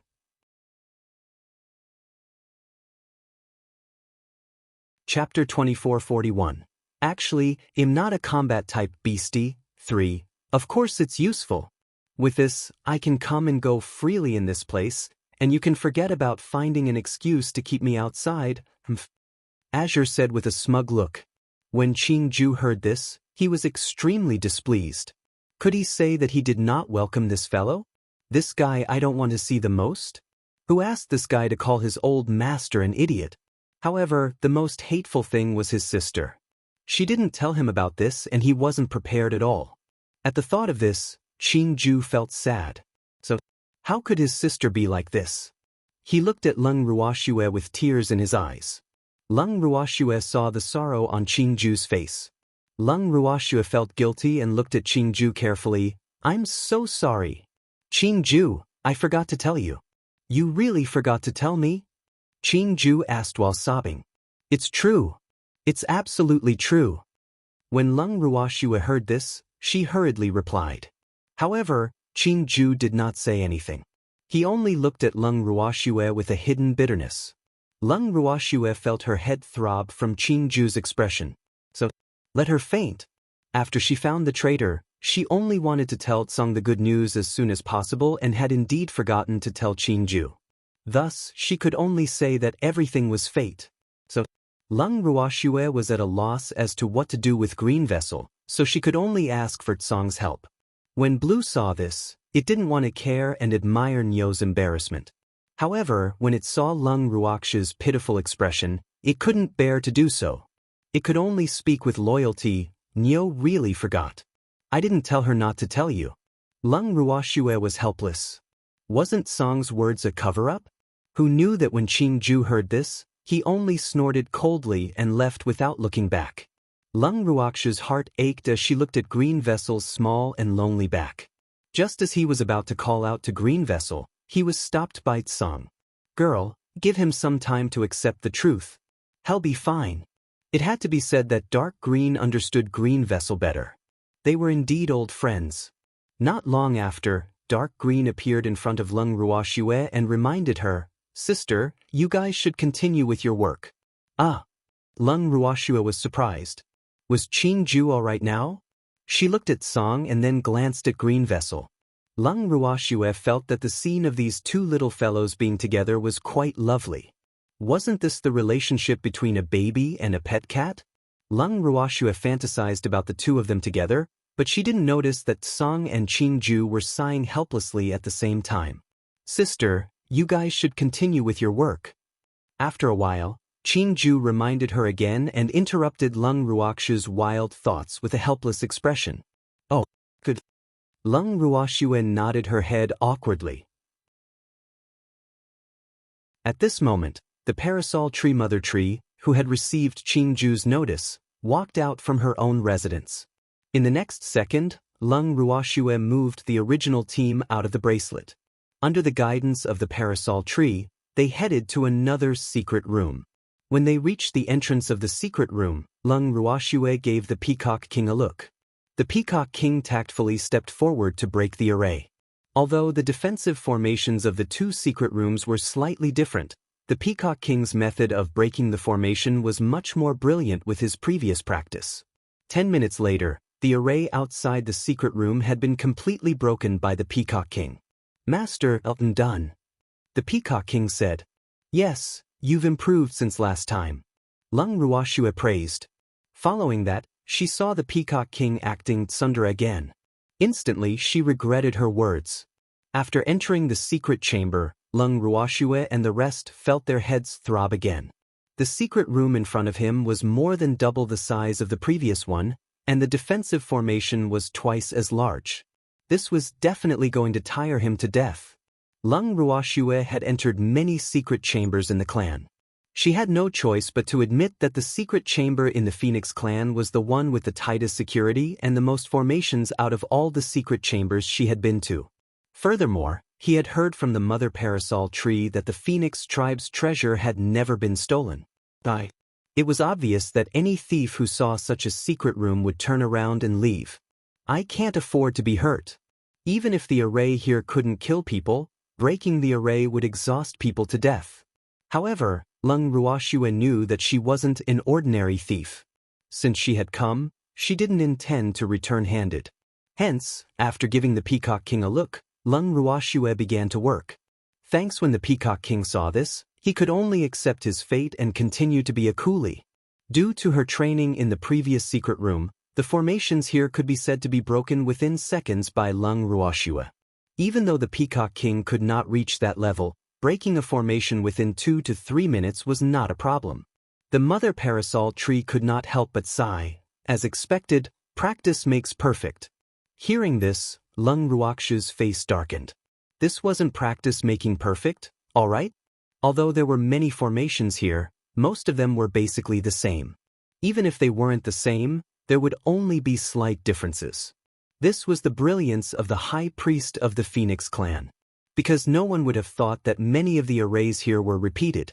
Those thieves who stole things would probably be confused and disoriented after seeing so many arrays. How would they still have the mood to steal? However, whoever dared to steal the Phoenix clan's treasure must be quite powerful, right? Otherwise, they would have been discovered before they could even succeed. However, Lung Ruoxue believed that no matter how strong a cultivator was, they would still have a headache when they saw so many formations. Time passed minute by minute. Dozens of hours later, the secret room's array was finally completely cracked. Lung Ruoxue and the Peacock King did not say a word and immediately collapsed onto the ground. This time, they did not rest in between. They only wanted to finish their work as soon as possible. Hence, it was even more tiring than the previous experience. Seeing the two of them lying on the ground in exhaustion, not wanting to move at all, the Parasol Tree Mother Tree, who had finished collecting the treasures, said with heartache, "AI. Poor child, you're really exhausted. Have a good rest. All the treasures of the Phoenix kind are ours now." Hearing the Mother Parasol Tree's excited voice, Lung Ruoxue really did not want to say anything more. Suddenly, the scene in front of them changed, and they were already inside the bracelet. It was Qingju who saw that his sister was exhausted and took the initiative to help. After moving them in, Green Vessel took the initiative to send Lung Ruoxue to the bed in the purple bamboo house. He then threw the Peacock King on the cold ground in disdain. The Peacock King cried when he saw the obvious difference in treatment. "It's fine if Master's inhumane beasts don't care about my life or death, but why don't my own clansmen care about me too? Was this a rebellion?" The Peacock King was enraged. The consequences would be severe. After a few howls and summoning a small peacock in the mother tongue of the peacock race, the Peacock King glared at him and roared angrily, "Quickly carry me into the house." When the little peacock heard this, she was so frightened that she trembled and sobbed, "No, King. The eagle tribesman has already threatened us. Whoever cares about your life or death is his enemy, and he will definitely show us what he's capable of. You bunch of spineless things, could it be that you're afraid of that guy's threat and don't care about this king's life or death?" The Peacock King's eyes were spitting fire as he roared at the top of his lungs. "King, the Eagle tribe leader will beat us up. You can't beat him and protect us, so just bear with it. Anyway, it's not very cold here, and it's just nice to let my mind clear up a bit. I won't be here to accompany you. Take care, King." The little peacock mustered up her courage and ran away in fear, leaving behind the Peacock King, who was so angry that he almost vomited blood. He actually asked him to endure it. The Peacock King was filled with grief and indignation. This was a sign that his clansmen didn't trust him. However, he couldn't deny that the little peacock was telling the truth. He really couldn't beat the eagle. Woo! He was such a bully. The Peacock King lay on the ground in sorrow. Coincidentally, a few leaves from a tree not far away drifted over and fell on his body, making him seem even more sorrowful. After an unknown amount of time, the enraged Peacock King finally got up from the ground. After patting the dust and fallen leaves off his body, the Peacock King took heavy steps and returned to his room miserably. Then he laid down on his bed in the shape of a Chinese character. The Peacock King, who had been deserted by his friends and relatives, felt that he would never love again. Not long after he thought about this, the heartless Peacock King actually fell asleep. After waking up, the Peacock King's spirit and aura were roused. He felt that he had come back to life. He left the room in high spirits and went to the courtyard. He happened to see his master sitting in the garden, feeling refreshed. The Peacock King went up to him and said, "Master, you're awake too. I've missed you so much. Did you sleep well?" Lung Ruoxue glanced at the Peacock King and asked with a smile. "Not good, no one's taking care of me. They're just watching me sleep on the ground. They're such bullies." Seeing that Lung Ruoxue had asked, the Peacock King brazenly complained. "Well, return to the Peacock tribe in a while, then come back to exchange for the pills with the Phoenix King." Lung Ruoxue ignored the Peacock King's words and directly told him about their upcoming journey. What? The Peacock King was also a heartless person. He had never expected his master to stand up for him. Therefore, after hearing Lung Ruoxue's words, he had completely forgotten his original intention of complaining. Instead, he was completely attracted by Lung Ruoxue's words. But what he didn't understand was, why did they still want to exchange the pills with the Phoenix King? What could the Phoenix King use to exchange with them? Did that old pervert still have money? When the time comes, you only need to watch the show. Lung Ruoxue did not explain in detail. After that, Lung Ruoxue brought her men back to the Peacock clan's territory. She turned around and brought a large group of peacocks back to the Phoenix clan openly. As the agreed time was 3 days, and today was the day that the deadline was due, when the Phoenix King heard that Lung Ruoxue had come to visit, he immediately got someone to invite her in. Chapter 2442, Top-Notch Treatment. 1. When they arrived at the entrance of the Royal Phoenix Palace, the guard looked at Lung Ruoxue with a troubled expression and whispered, "Lord Lianwu, the king will only allow you to go in. These peacocks have to stay outside." Hearing this, Lung Ruoxue turned around and looked at the peacocks who were all crying. She shook her head and said, "No. I have to take them with me, they still have to protect me. If I can't reach an agreement with your king and he wants to attack, they're my helpers." Lung Ruoxue's words were spoken in a matter-of-fact manner. Her voice was not soft either, causing the guard's forehead to be covered in cold sweat. In the Royal Phoenix Palace, the Royal Phoenix, who was sitting high up on her throne, gritted her teeth when she heard the conversation. Damn that Lianwu. Didn't we already discuss the conditions? Why couldn't they come to an agreement? Or was it that annoying ugly freak who wanted to raise the price? When the Phoenix King thought of this possibility, he immediately became angry. His face turned from normal pink to red, then green and then black. When the new leader of the Hidden Guard saw this scene, he really didn't want to become the cannon fodder for the king to vent his anger, so he could only try his best to lower his presence. He knew that Lianwu Darren had the ability to anger the king to death. However, in the past few days, he had been brainwashed by Feng Chuan a lot, so he had some experience in dealing with the king's orders. Naturally, he wouldn't follow the king's orders like before. In the main hall, the Phoenix King was secretly angry. Outside, Lung Ruoxue was in a deadlock with the guard who was in a dilemma. The peacocks behind her also looked like they had to enter no matter what. The guard really wanted to knock himself unconscious with a piece of tofu. So, isn't this too much bullying? The guard was very worried. He truly didn't want to go against Lord Lien Wu, but he couldn't disobey the king's orders. After a long while, "This is the king's order, I can't make the decision," the guard stammered. "Don't worry, I won't make things difficult for you." Lung Ruoxue understood. Then she stretched out her snow-white hand and aimed it at the guard's neck. Before the guard fainted, he had a relieved smile on his face. Before he fainted, he was thinking, "This is good. There's nothing for me to do now. Let's go in." After she was done, Lung Ruoxue turned to the peacocks behind her. "Oh, go in, go in." The excited peacocks howled and surrounded Lung Ruoxue as she pushed open the doors of the great hall. When Lung Ruoxue saw this, she could not help but cover her face. She thought to herself, "Can you not cheer like this? You're not wolves." Upon entering the main hall, Lung Ruoxue immediately saw the Phoenix King, who did not look too good. She quickly asked out of concern, "Phoenix King, you haven't recovered from your injuries. AI. It seems that you were quite badly injured last time. Be careful in the future and don't let yourself be indulged. Why do you care?"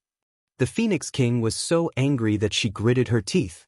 If it wasn't for the fact that she had to make a deal with this ugly woman, she really wanted to teach this woman a lesson. "I'm not caring. I'm just casually showing my concern. If you don't appreciate it, then forget it," Lung Ruoxue said disapprovingly. After she finished speaking, she found a chair and sat down without any hesitation.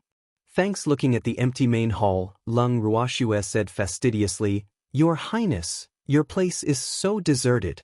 Are the elders still not done?" She had touched on a sore spot, and the Phoenix King was once again enraged. Red, white, green, and black appeared on the Phoenix King's face one by one. In the end, her face turned into an ugly dark gray. Lung Ruoxue's smile became even more cheerful when she saw this. In order for the transaction to go smoothly, the Phoenix King could only suppress her anger and ignore Lung Ruoxue's provocation. However, her fiery red phoenix eyes were fixed on Lung Ruoxue. If looks could kill, Lung Ruoxue would have died 1,000 times over. "Phoenix King, if you have something to say, then say it. Don't look at me like that, I'm so scared." Lung Ruoxue feigned fear after receiving the sharp glare from the Phoenix King, who knew that when the Phoenix King heard these words, he was quite scornful. "You're still afraid? Do you know how to write the word fear?" The Phoenix King knew that although she had not known this woman for a long time, she had a deep understanding of her shamelessness. The Phoenix King believed that even if all the people in the immortal realm were afraid of him, this woman would not be afraid. Thinking of this, the Phoenix King's anger rose by a few levels. Wasn't this annoying woman relying on that bitch, Wu Cheng, to support her? Without Fog, how could such a woman be his opponent? How would he dare to snatch the Peacock King from her? The Phoenix King's fury rose once again when she saw the Peacock King standing beside Lung Ruoxue like a little bird. "I'm seeing this adulterous couple acting all lovey-dovey in front of me again. Damn it. If it was possible, the Phoenix King really wanted to tear this shameless couple into pieces." Seeing the Phoenix King's face changing like a color palette, and the flames of anger in his fiery red phoenix eyes from time to time, Lung Ruoxue did not need to guess to know that the Phoenix King was probably very angry. However, it was a good thing that she did not know what the Phoenix King was thinking at this moment. Otherwise, she would definitely be depressed. At that time, Lung Ruoxue would definitely say, "Auntie, what's with your gaze?" There was clearly a fist's distance between her and the Peacock King. How did the two of them become so intimate that they were an eyesore? However, at this moment, Lung Ruoxue, who only knew that the Phoenix King was very angry but did not know what she was thinking, could only remind her when the Phoenix King did not speak for a long time, "Phoenix King, if you asked me to come here just to stare at me, then I won't accompany you. I still have a lot of things to do. I don't have much time to waste on you." With that, Lung Ruoxue stood up and was about to leave. However, she had only taken 2 steps when the Phoenix King, who had regained his senses, called out to her and suppressed his anger. "Wait! We haven't even made the deal."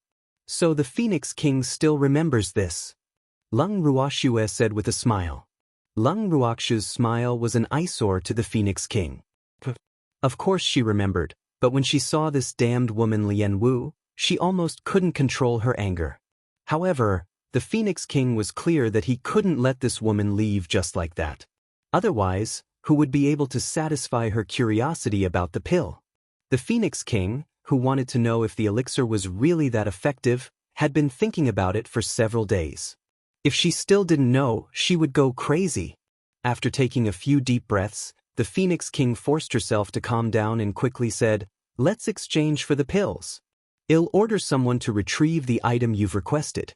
"All right," he said. Hearing this, Lung Ruoxue sat down again. The expression on her face was unusually calm and composed. However, the heart of Peacock King, who was beside her, could not help but race. Oh my God! The Phoenix King had sent people to retrieve the treasures. If she knew that all those things had disappeared, would she let them walk out of the Phoenix territory alive? Thinking of this, the Peacock King shivered. He had seen the Phoenix King's anger before.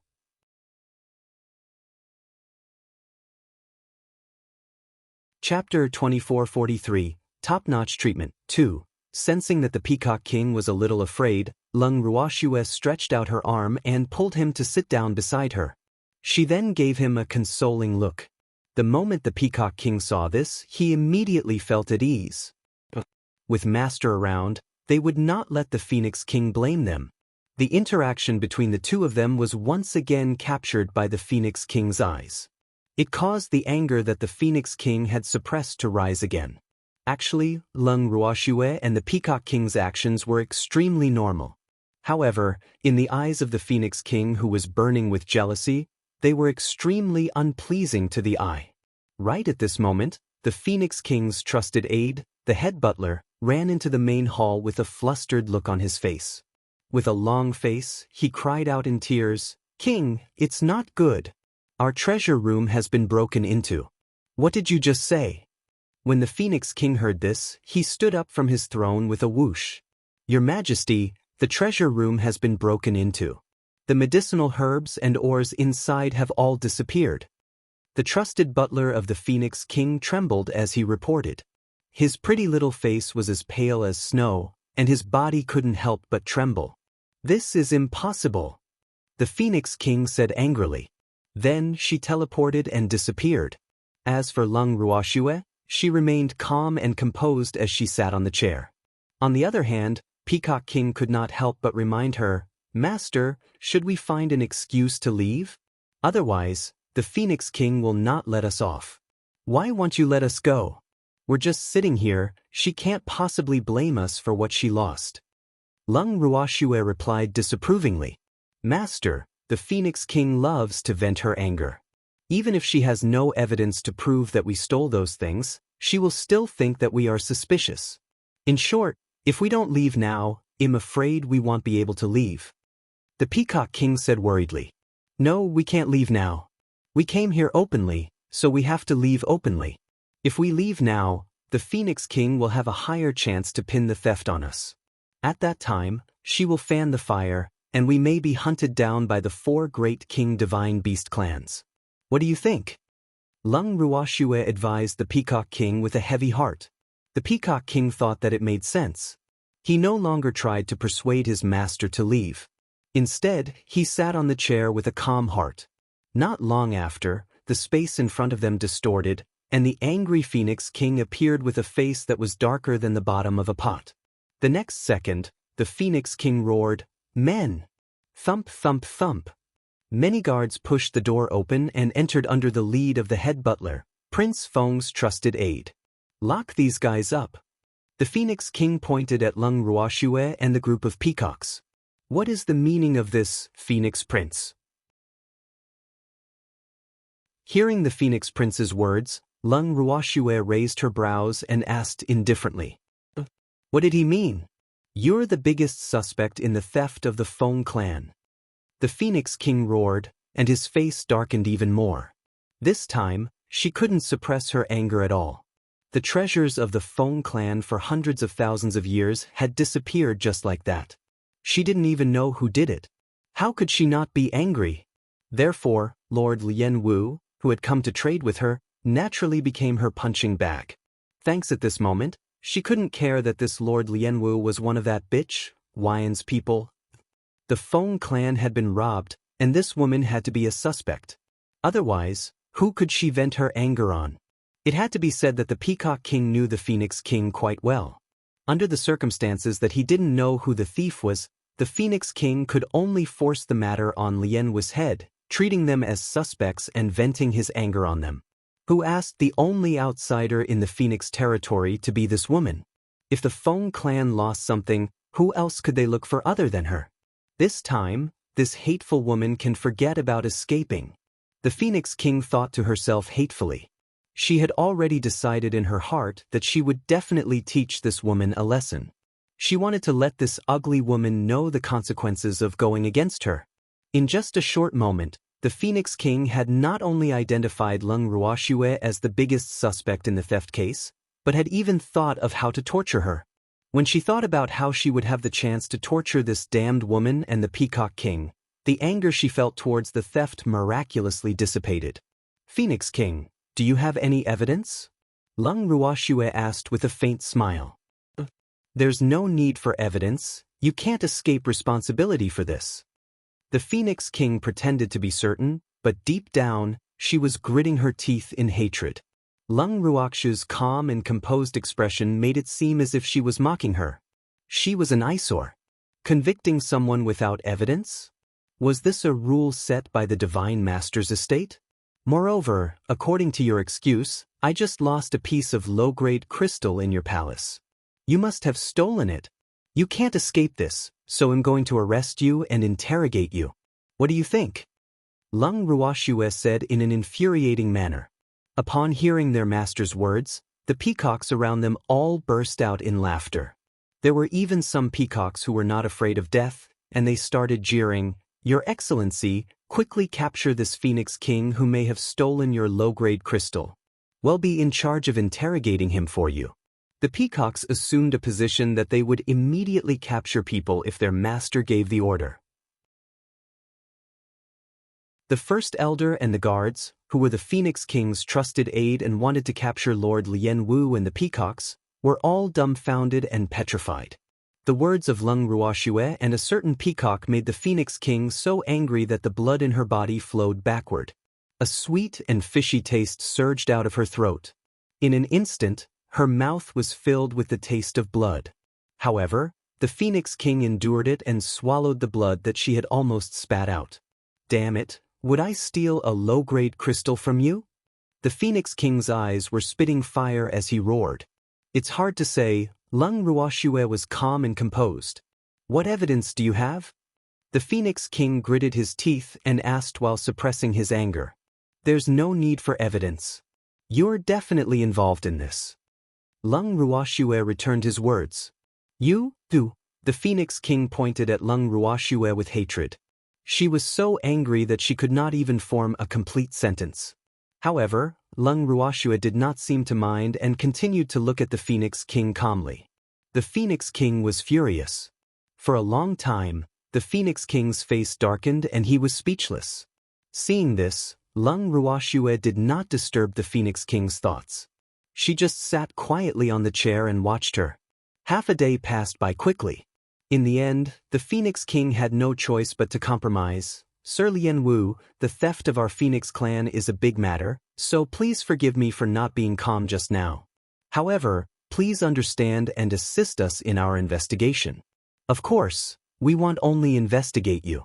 Anyone who has entered and left the Phoenix territory will become our investigation target. The Phoenix King's words were reasonable. She apologized and asked for Leng Ruoxue's understanding. Leng Ruoxue was at a loss for words. Furthermore, she did not expect the Phoenix King to be so flexible. He was obviously furious, but after thinking for so long, he could still calm down. With such endurance, it was no wonder that the Phoenix King could successfully usurp the throne.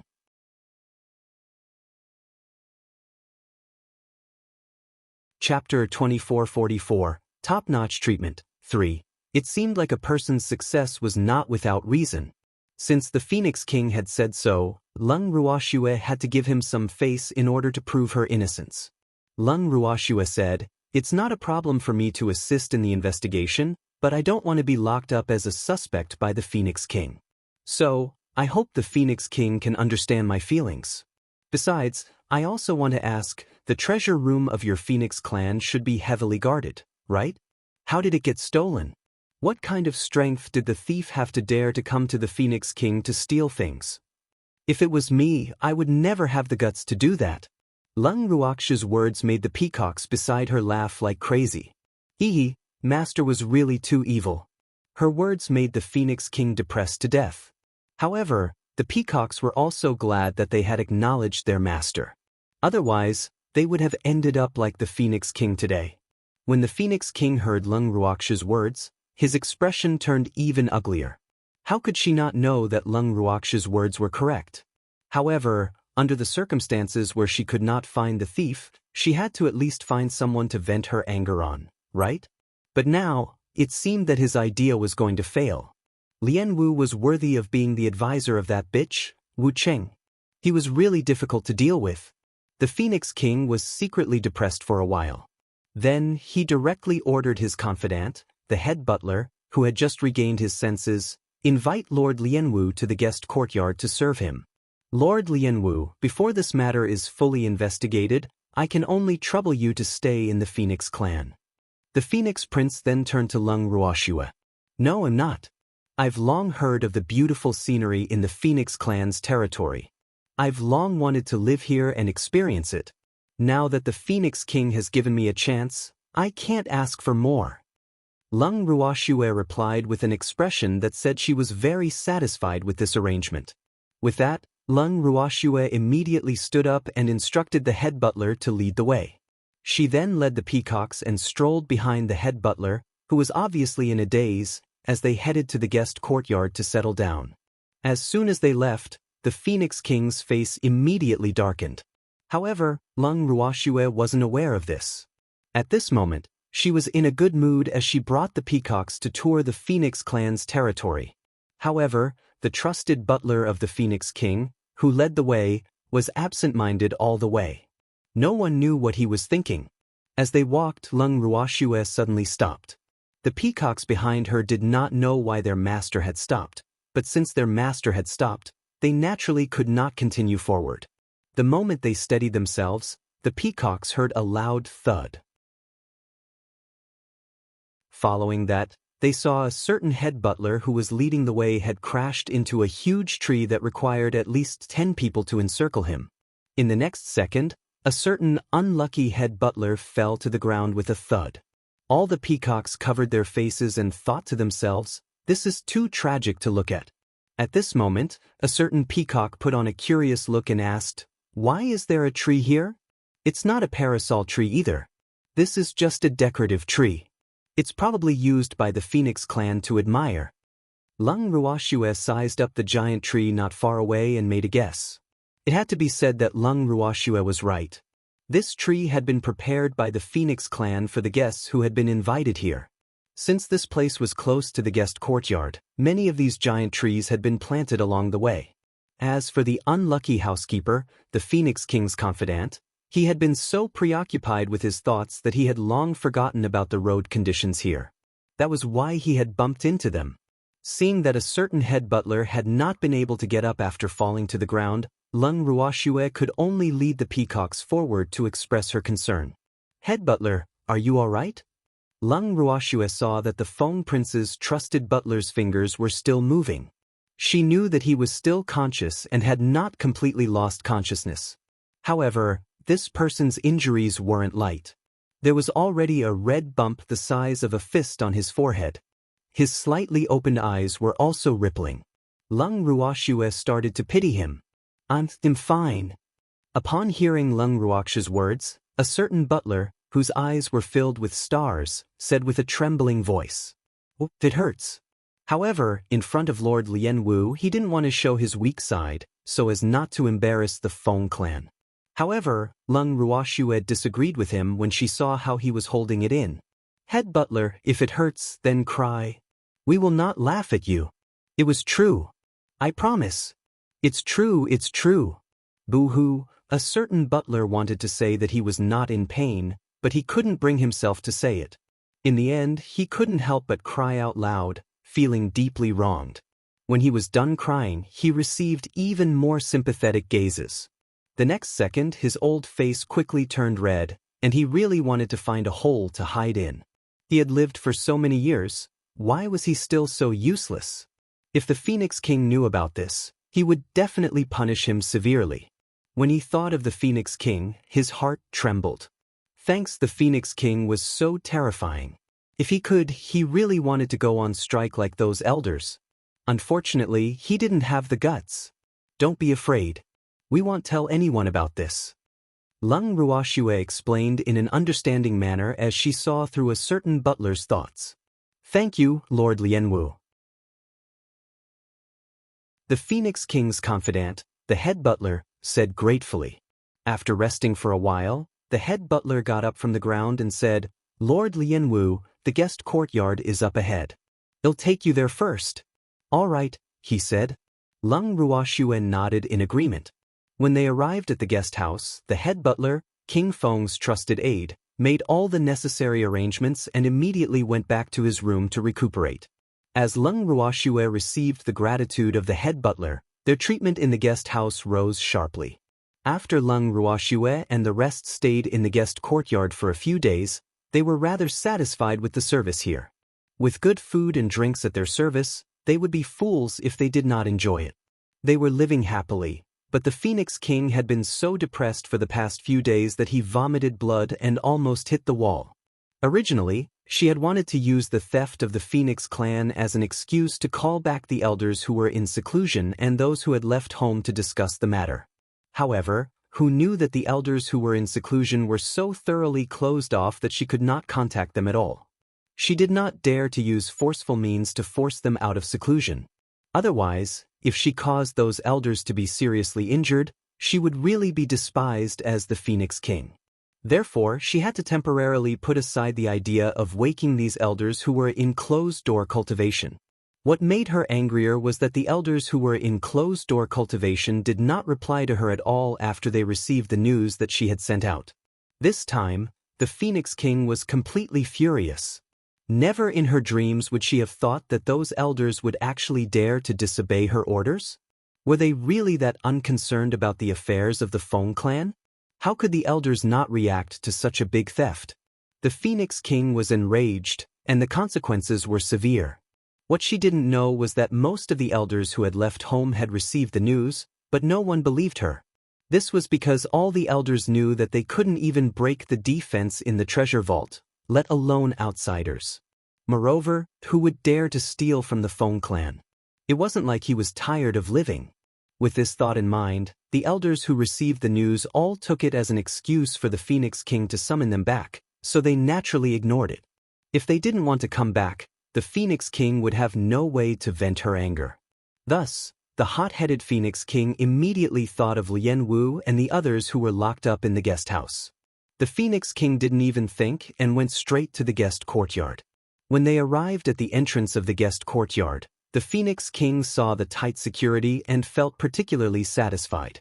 She couldn't help but think to herself, damn you, Lian Wu. Although I didn't manage to lock you up in the prison, you won't be able to escape from here even if you have wings. After thinking about this, the Phoenix King stepped into the guest courtyard. At this moment, Lung Ruoxue was lying comfortably on a deck chair in the guest courtyard's garden, basking in the sun.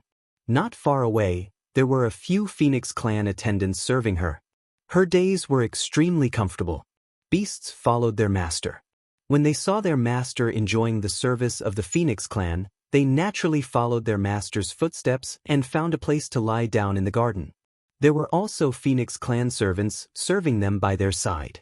All the peacocks felt an unprecedented sense of joy when they saw the Phoenix kind servant's sullen face, but he had no choice but to do this and that as per their requests. It was really too satisfying. The life of ordering these phoenixes around was so satisfying. When the Phoenix King walked into the courtyard and saw the scene in front of him, he was so angry that his lungs exploded. What was going on? Why did Lian Wu and the others she locked up in the guest courtyard enjoy such good treatment? The Phoenix King was furious. Then she shouted, "Damn it! What are you guys doing?" Hearing the Phoenix King's angry roar, Lung Ruox's eyelids twitched slightly. She said indifferently, "Phoenix King, you've come to see us? What for?" She was here to cause trouble. The Phoenix King cursed in her heart. But from the current situation, it was obvious that she was the one who was angry. What was going on? Where's the butler? Was he so thoughtful as to send people to serve these prisoners? Even though the Phoenix King had spoken nicely to Lung Ruoxue and asked for their assistance in the investigation, in the Phoenix King's heart, she had actually treated Lung Ruoxue and the others as her own prisoners. Now, seeing that her prisoners were being treated like top guests, the anger in her heart instantly started to surge.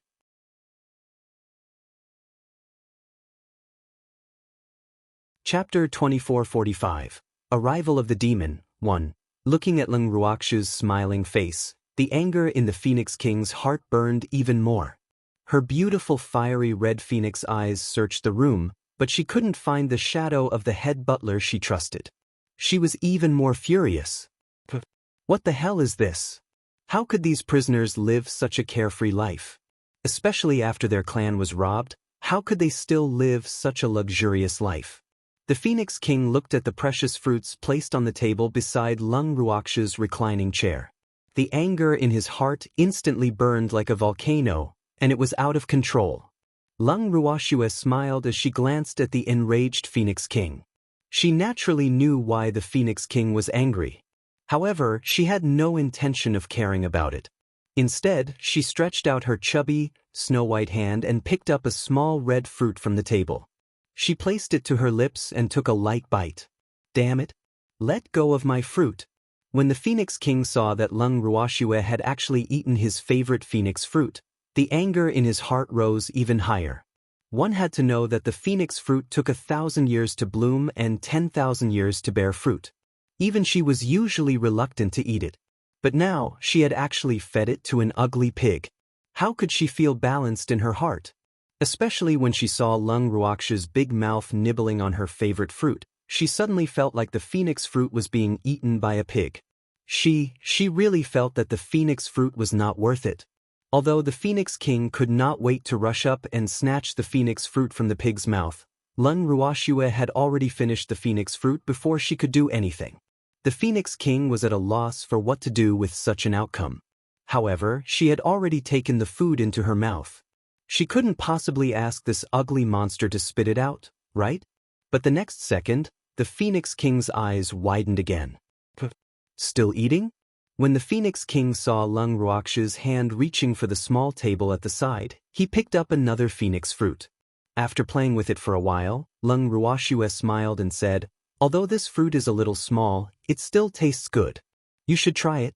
Lung Ruox's words were naturally not directed at the Phoenix King, but at Song. After Song heard this, his snow-white claws stretched out unceremoniously and grabbed the fruit that was almost the same size as his claws, then threw it into his mouth. After chewing a few times, a phoenix fruit was destroyed by Tsung. When the Phoenix King saw this scene, she was so angry that her eyes were wide open. Her face turned green and then purple, and her towering chest heaved up and down violently. She pointed at Lung Ruoxue, unable to say a single word. It was really too detestable. He actually fed her fruit to a cat. If it was possible, the Phoenix King really wanted to tear the cat that ate her phoenix fruit into pieces. Her angry eyes turned into burning daggers and shot towards Tsong.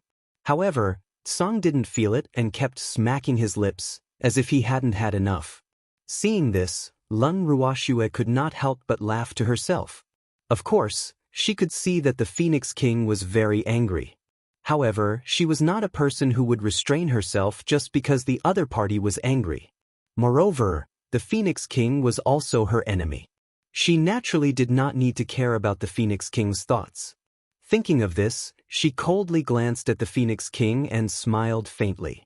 Phoenix King, you are the host. As a guest, I want to treat you to these fruits. By the way, please ask your chief steward to send more of these small fruits. There aren't enough to share with so many of us. Lung Ruoxue spoke lightly, but the Phoenix King's face turned darker and darker. Thanks fuck. Still not enough to share? Do you all want to eat all of her phoenix fruits? The Phoenix King gritted her teeth and cursed in her heart. The way she looked at Lung Ruoxue was becoming more and more unfriendly. However, she did not know why she could not vent her anger. This fact made her angry and frustrated. The next second, the furious Phoenix King disappeared from where she was. Seeing that the Phoenix King had left just like that, Lung Ruoxue blinked her eyes in disbelief. The Phoenix King only stared at him and left after saying a few words. He didn't even roar. This wasn't the Phoenix King's usual style. Could it be that the Phoenix King had been switched? Lung Ruoxue's thoughts ran wild. The Phoenix King, who had already returned to the Phoenix King Palace, did not know what had happened to her. Why did she leave so easily? Didn't she go to find that damn Lien Wu to vent her anger? Why was he so angry that he didn't say anything and even turned around and left? Not to mention Lung Ruoxue, even the Phoenix Prince didn't know how this could have happened. Could it be because of that bitch, Wu Qing? Suddenly, the Phoenix King had a flash of inspiration. When she thought of this possibility, the anger in her heart grew even more. And this feeling of having a fire but nowhere to vent it was really not good. Someone, bring the head butler here. The furious Phoenix King suddenly ordered after a few minutes of silence. The guard outside the door responded and immediately went to pass the message. Not long after, the Feng King's confidant, the head butler, rushed to the Feng King Palace, panting heavily. Your Majesty, why are you looking for this subordinate? The head butler, Prince Feng's trusted aide, asked directly. Let me ask you, who asked you to give Lien Wu such good treatment? She's not an honored guest of our Phoenix kind, but a prisoner. The Phoenix King gritted her teeth in hatred. When the Phoenix King's confidant, the head butler, heard this, he was dumbfounded. After a long while, he said weakly, Your Majesty, didn't you say to serve them well? Bullshit. Why would I let you do that? When the Phoenix King heard this, he thought, damn it, how dare he refute her? He really didn't want to live anymore. King, you really said it. The head butler, the Phoenix King's confidant, felt wronged. Boo. Didn't humans always say that the emperor would never joke? How could she go back on her words? This was really too much. You're going to do as I say? You idiot, can't you tell that I'm being sarcastic? The Phoenix King looked at his trusted butler with a face full of disappointment and roared. Ah! The Phoenix King's words petrified his trusted butler. This was ironic? Only humans would be like this, right? How could Beastie be so sneaky to know that its king was being sarcastic? The chief butler felt even more aggrieved. But this time, he was smart and didn't say a word. Seeing that the head butler had nothing to say, the Phoenix King nodded in satisfaction and ordered, Be smart. Do you understand what I mean now? Lien Wu and the others are prisoners of our Phoenix clan. There's no need to give them such good treatment. Yes. Does your Majesty have any other instructions? The housekeeper, the confidant of the Phoenix King, appeared to be very obedient, but in fact he was quite dissatisfied in his heart. Although he was the confidant of the Phoenix King, he was not the only confidant of the Phoenix King. The others had long gone on strike, and he was the only one who did not have the courage to support himself. But now, after listening to the words of the Phoenix King, he deeply agreed. He was wholeheartedly working for the Phoenix King, but he was afraid that he would not have a good end.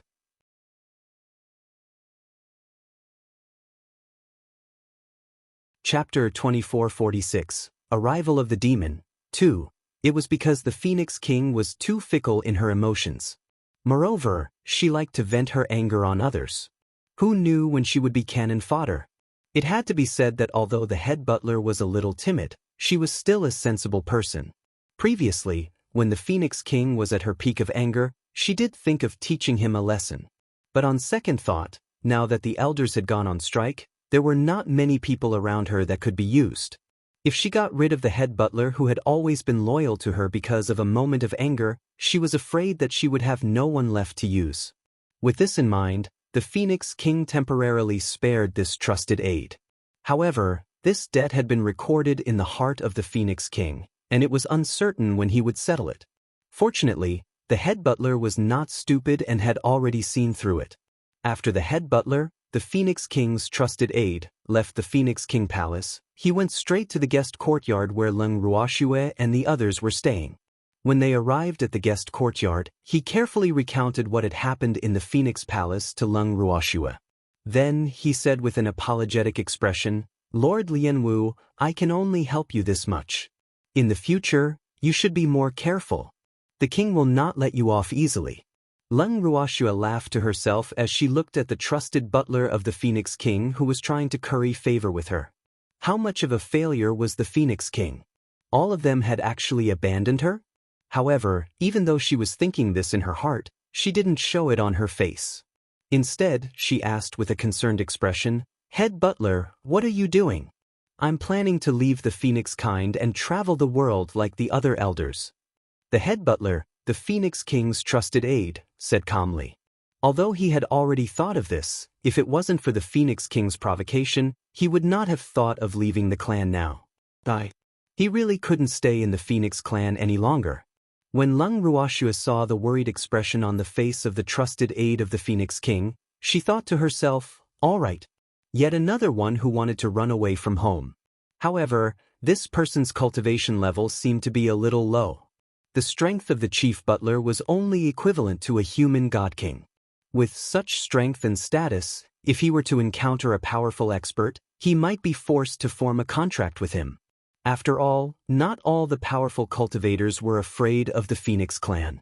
If they were really cooked, even if the Phoenix King stepped in, it would be of no use. Moreover, the Phoenix King hated the clan members who had run away from home to death. Would she stand up for them? At the thought of this, Leng Ruoxue revealed a worried expression and reminded, "Head butler, are you sure you want to go out? You must know that it's quite dangerous outside. With your identity, you're the favorite beastie of many experts." "I know, I'll be careful." Leng Ruoxue's words touched the head butler, the trusted aide of the Phoenix King. Look at how loyal Lord Lianwu was. She even knew to care about his safety. Sigh. He really wouldn't know if he didn't compete, but once he did, he was shocked. Compared to the Phoenix King, this Lord Lianwu was really cute. In reality, the reason why Leng Ruoxue said that was because she was truly worried about the Phoenix. More than that, she was trying to sow discord and divide the Phoenix clan. Only by drawing more and more members of the Feng clan to her side would it be more beneficial for her future actions, right? Let's see how she'll be able to do anything when the Phoenix King really becomes a commander with nothing. Leng Ruoxue was extremely satisfied with her own thoughts. She even felt that this head butler, who was the Phoenix King's trusted aide, was much more pleasing to the eye. Even though this fellow was the Phoenix King's trusted aide, he treated them pretty well and took care of them very well. Hence, Leng Ruoxue naturally would not vent her anger towards the Phoenix King on him. Not only that, Leng Ruoxue even generously took out a few bottles of elixirs and gave them to the head butler. In an instant, the head butler was moved to tears. "Lord Lianwu, thank you so much." The Phoenix King's confidant, the head butler, sobbed with gratitude. He really didn't expect this. The pill that King had tried so hard to obtain was actually so easily obtained by him. It seemed that this Lord Lianwu was not as greedy and lecherous as King had said. In an instant, the head butler, the Phoenix King's trusted aide, vindicated Leng Ruoxue. "Thanks, head butler. You should know that there is some unhappiness between me and the Phoenix King. So, you can't give the pills I gave you to the Phoenix King. Otherwise, if I find out, you will bear the consequences." Leng Ruoxue said the ugly words first. "I want tea. I won't give it to the Phoenix King, I promise." The head butler, the Phoenix King's trusted aide, quickly said. He needed these pills to protect himself when he left the Phoenix clan. How could he give them to the king? In the hands of the king, would he still have a share? Although the Feng King's trusted butler was not very powerful, he was definitely a wise man. Naturally, he would not offend Lord Lianwu just to please the king. Moreover, Lord Lianwu was able to take out such a good pill, which made him even more determined to make friends with him. That's good. Leng Ruoxue nodded in satisfaction. Following that, the head butler, the Phoenix King's trusted aide, took out a fiery red feather and gave it to Leng Ruoxue. He said, "Lord Lianwu, I really don't have anything valuable on me. This feather is a very important treasure to our Phoenix clan, and we won't easily give it to others. Now, in giving it to you, if there's anything that can help Lord Lianwu in the future, Lord Lianwu can just tell me. All right, then he'll accept it." Leng Ruoxue replied without any hesitation. From her perspective, this feather should be a token of this head butler's promise, so she didn't take it to heart and kept it in her bracelet. Prince Feng's confidant, the head butler, took his leave. After he left, Song chuckled. Leng Ruoxue saw Song's silly smile and didn't understand why. Seeing Niu looking at him with a face full of question marks, Cold laughed even more happily. "Girl, you must not understand the significance of that feather to the Phoenix clan," Azure said with a mysterious smile. "What?" Leng Ruoxue didn't understand. Was there any other explanation for the feather? "With that feather, I can summon the Phoenix for help at any time. This is also a kind of promise from the Phoenix clan. Although it's not a contract, as long as the Phoenix doesn't take back its feather, this promise will always be in effect." Azure explained with a smile. "I see." Leng Ruoxue nodded. "However, this feather might not be of much use to you, but it's still a token of my heart," Song added. Leng Ruoxue could hear a hint of sourness in its mouth when it spoke of its intentions. It seems like that Phoenix knows how to repay a debt of gratitude, Leng Ruoxue said after feeling a chill. He had only given him a few bottles of pills in exchange for a feather with the effect of a promise. He had profited, right? Song, who knew Leng Ruoxue's thoughts, pouted and said, "Those pills of yours are much more important than that useless feather. So you've lost out." Song, "Debts can't be calculated like this," Leng Ruoxue said with a smile. She didn't think that she would be able to gain a Phoenix's favor if she made a loss. What was a few bottles of pills to her? Seeing Leng Ruoxue's thoughts, Song could only surrender. Who asked Niu to not lack medicinal pills?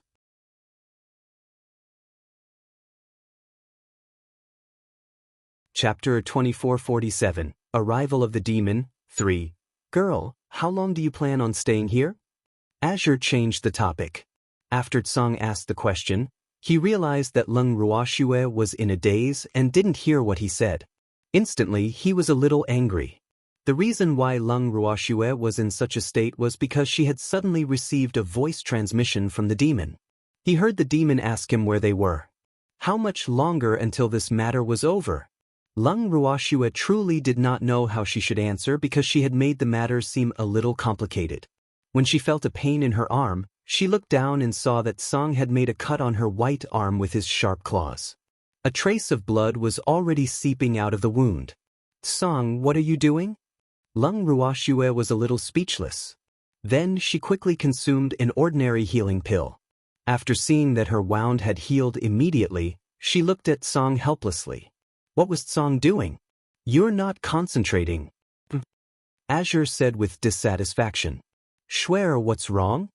At this moment, the demon's voice rang out in Leng Ruoxue's heart again. On the other side, the demon was also extremely worried when he saw that Shuer had not replied after a long time. "The demon just sent me a message. Wait a moment." Leng Ruoxue stroked Song Shue's white fur and consoled her. However, Song was quite dissatisfied with her words. Why was it ranked behind that fellow? Song Gung was furious. He simply turned his fluffy little head away and was prepared to ignore Leng Ruoxue. After Leng Ruoxue reported everything that had happened to Evildoer and told him not to worry about her, Leng Ruoxue then turned her gaze to Tsong. However, she suddenly realized that this little fellow was being at Sundara. Was he really going to ignore her? Leng Ruoxue looked at Tsong helplessly. She realized that the people around her were getting harder and harder to serve. However, before she could pacify Tsong, a devilish voice came from her heart again. "Shuer, I'll go find you now." Wait for me. Why are you here? Lung Ruoxue asked hurriedly. Her current identity was Lien Wu. The demon was here, and if he was exposed, I can introduce myself and say that I'm your male pet. After saying that, the demon cut off the voice transmission. Male pet. When she heard these two words, Lung Ruoxue took a long time to regain her senses. She couldn't help but cover her face. What kind of stimulation did this evildoer go through? While Lung Ruoxue was still in a state of shock, the evildoer who had been waiting for her at the gathering point had already told Uncle Long, Dongfang Yu, and the others about his thoughts. When everyone heard this, they all bravely expressed that they would follow the demon to find Shui, or else they would not allow him to leave. The demon had no choice but to report Shui Heir's current situation to them, and brought along many of his children. When they arrived at the Phoenix territory, everyone shouted a few times towards the inside in a very well-behaved manner, "Is there anyone? Are there any living things? Shua shua." As they finished speaking, a few fiery red figures appeared in front of everyone and said angrily, "Who are you? How dare you trespass on the Phoenix territory? We didn't trespass. We're here to find someone." Uncle Long replied with a smile. Looking for someone? The person you're looking for isn't in the Phoenix territory, so you'd better leave now. Otherwise, don't blame us for being impolite. One of the beautiful women, who seemed to have a bad temper, roared. This little girl's temper is really bad. Uncle Long turned to Dongfang Yu and said. Dongfang Yu nodded in agreement. Then, Uncle Long turned his head back and continued to smile. Little girl, the person we're looking for is Lord Lianwu. She's been ordered by Lord Wuchen to come to the Feng clan to handle some matters, so you can't lie to us. If you delay God Lord Fogripple's orders, your Phoenix clan will have to bear the consequences. Upon hearing Uncle Long's words, the few phoenixes who were responsible for guarding the periphery of the Phoenix territory were at a loss. Although their status was not high and they did not know much, they had even heard of Lord Wu's name. Now that this ugly old man had said that he had come under the orders of God Lord Foggripple, for a moment, these guards did not know what to do. But it was definitely impossible to let them enter the Phoenix territory just like that. Because the king had ordered that no one was allowed to enter or leave the Phoenix token, or else they would have to bear the consequences. The guards discussed among themselves through voice transmission. After a while, an older-looking servant asked, "You were sent by God Lord Foggripple?"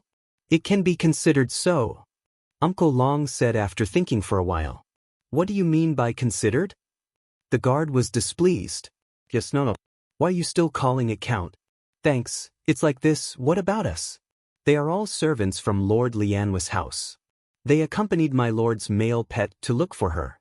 When God Lord River Ripple found out, she specifically asked us to pass a message to Lord to quickly bring Feng Xiu back to the Imperial City. Thus, we are mainly here to accompany him in his search for his wife. As for God Lord River Ripple's words, we are just here to bring her along." After saying this, Uncle Long pointed at the evildoer and said to the guards in front of him. The meaning of his words was, of course, to say that he was the Lord's boy toy. The demon's mouth twitched when he heard Uncle Long's words. However, in order to match Uncle Long's words, he deliberately put on a resentful expression and said with a slightly choked voice, "My lord is naturally dissolute and likes men. I'm really worried about not being by her side for so long. If some random cat or dog seduces her and wants to take my place, I won't even have time to cry. So, I asked the guards to pass on the message. I'll definitely be eternally grateful to you." After saying these words, the demon felt goosebumps all over his body. As for Uncle Long and the others who were listening, they were even more confused. None of them had expected that this person would actually make things up like this. Fortunately, they knew that the demon had said it on purpose. Otherwise, they would have vomited blood from disgust. When these words came out of the mouth of a demon, the power was really too great, didn't you? Especially when he had accused Shui of being a playboy and lustful towards men. If Shui found out about this, the consequences were unimaginable. However, the few guards of the Phoenix clan who heard the demon's words were not as agitated as Uncle Long and the others. Instead, they looked at the demon with sympathy. What was this situation? Although Uncle Long and the others were curious, none of them dared to ask the question in their hearts for fear of hearing something terrible. However, just because they didn't dare to ask, it didn't mean that the demon wouldn't ask either. The demon looked at the few guards of the Phoenix clan in confusion and asked shamelessly, "Milords, is there something that I don't know about?" Well, the guards looked at each other. In the end, it was a straightforward male guard who said with a sullen expression, "Humph. How many women were not lustful? Your Lord Lian Wu has a new lover." The clear sky thunderbolt. This was definitely a huge bolt of lightning. Not only was the demon dumbfounded, but Uncle Long and the others also felt a sense of fear. "Oh my God! You can't just say this. It would kill." Uncle Long and the others instantly felt the temperature around them drop to at least 100 degrees Celsius. They shivered and looked at the demon in unison, consoling him through voice transmission. "This must be a misunderstanding. Schwer can't possibly have a new lover. Don't worry." Although they were comforted like this, Uncle Long and the others were still worried about this time bomb that could explode at any time. This guy was too dangerous. If there was a slight mistake, they might lose their lives. The Dark Lord, the legendary brutal and bloodthirsty mistress of the Dark World, was synonymous with slaughter. Uncle Long and the rest were trembling in their hearts as they silently prayed for Lung Ruoshua. "Little girl, you're on your own. We can't help you this time." Everyone present could see the demon's hidden anger. However, in order not to ruin Shui Er's plan, his anger was not sensed by the guards of the Phoenix clan. However, it could not be hidden from them, who knew the demon well. At this time, the evildoer, who was full of anger and had no way to vent it, flickered his eyes and tears welled up in his eyes. When the guards saw this, they knew that this man was not feeling good and did not know what to say. Following that, the guards heard the demon's slightly choked voice ask, "What's going on? Can the guards tell me more details?" "No problem, I'll tell you," one of the guards said with a sense of justice. Then, he told the demon everything he knew and heard.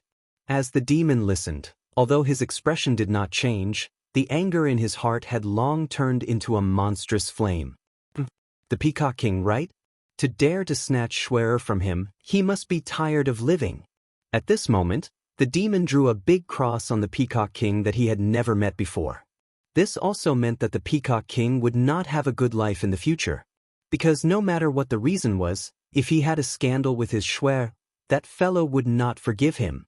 By the time the guard finished his vivid explanation, Uncle Long and the others were already covered in cold sweat.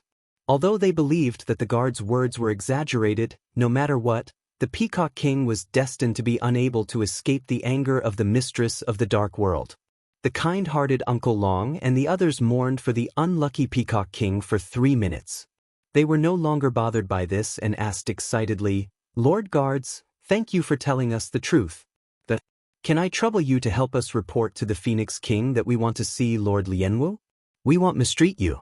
After saying that, Uncle Long gave each of the guards a bottle of pills.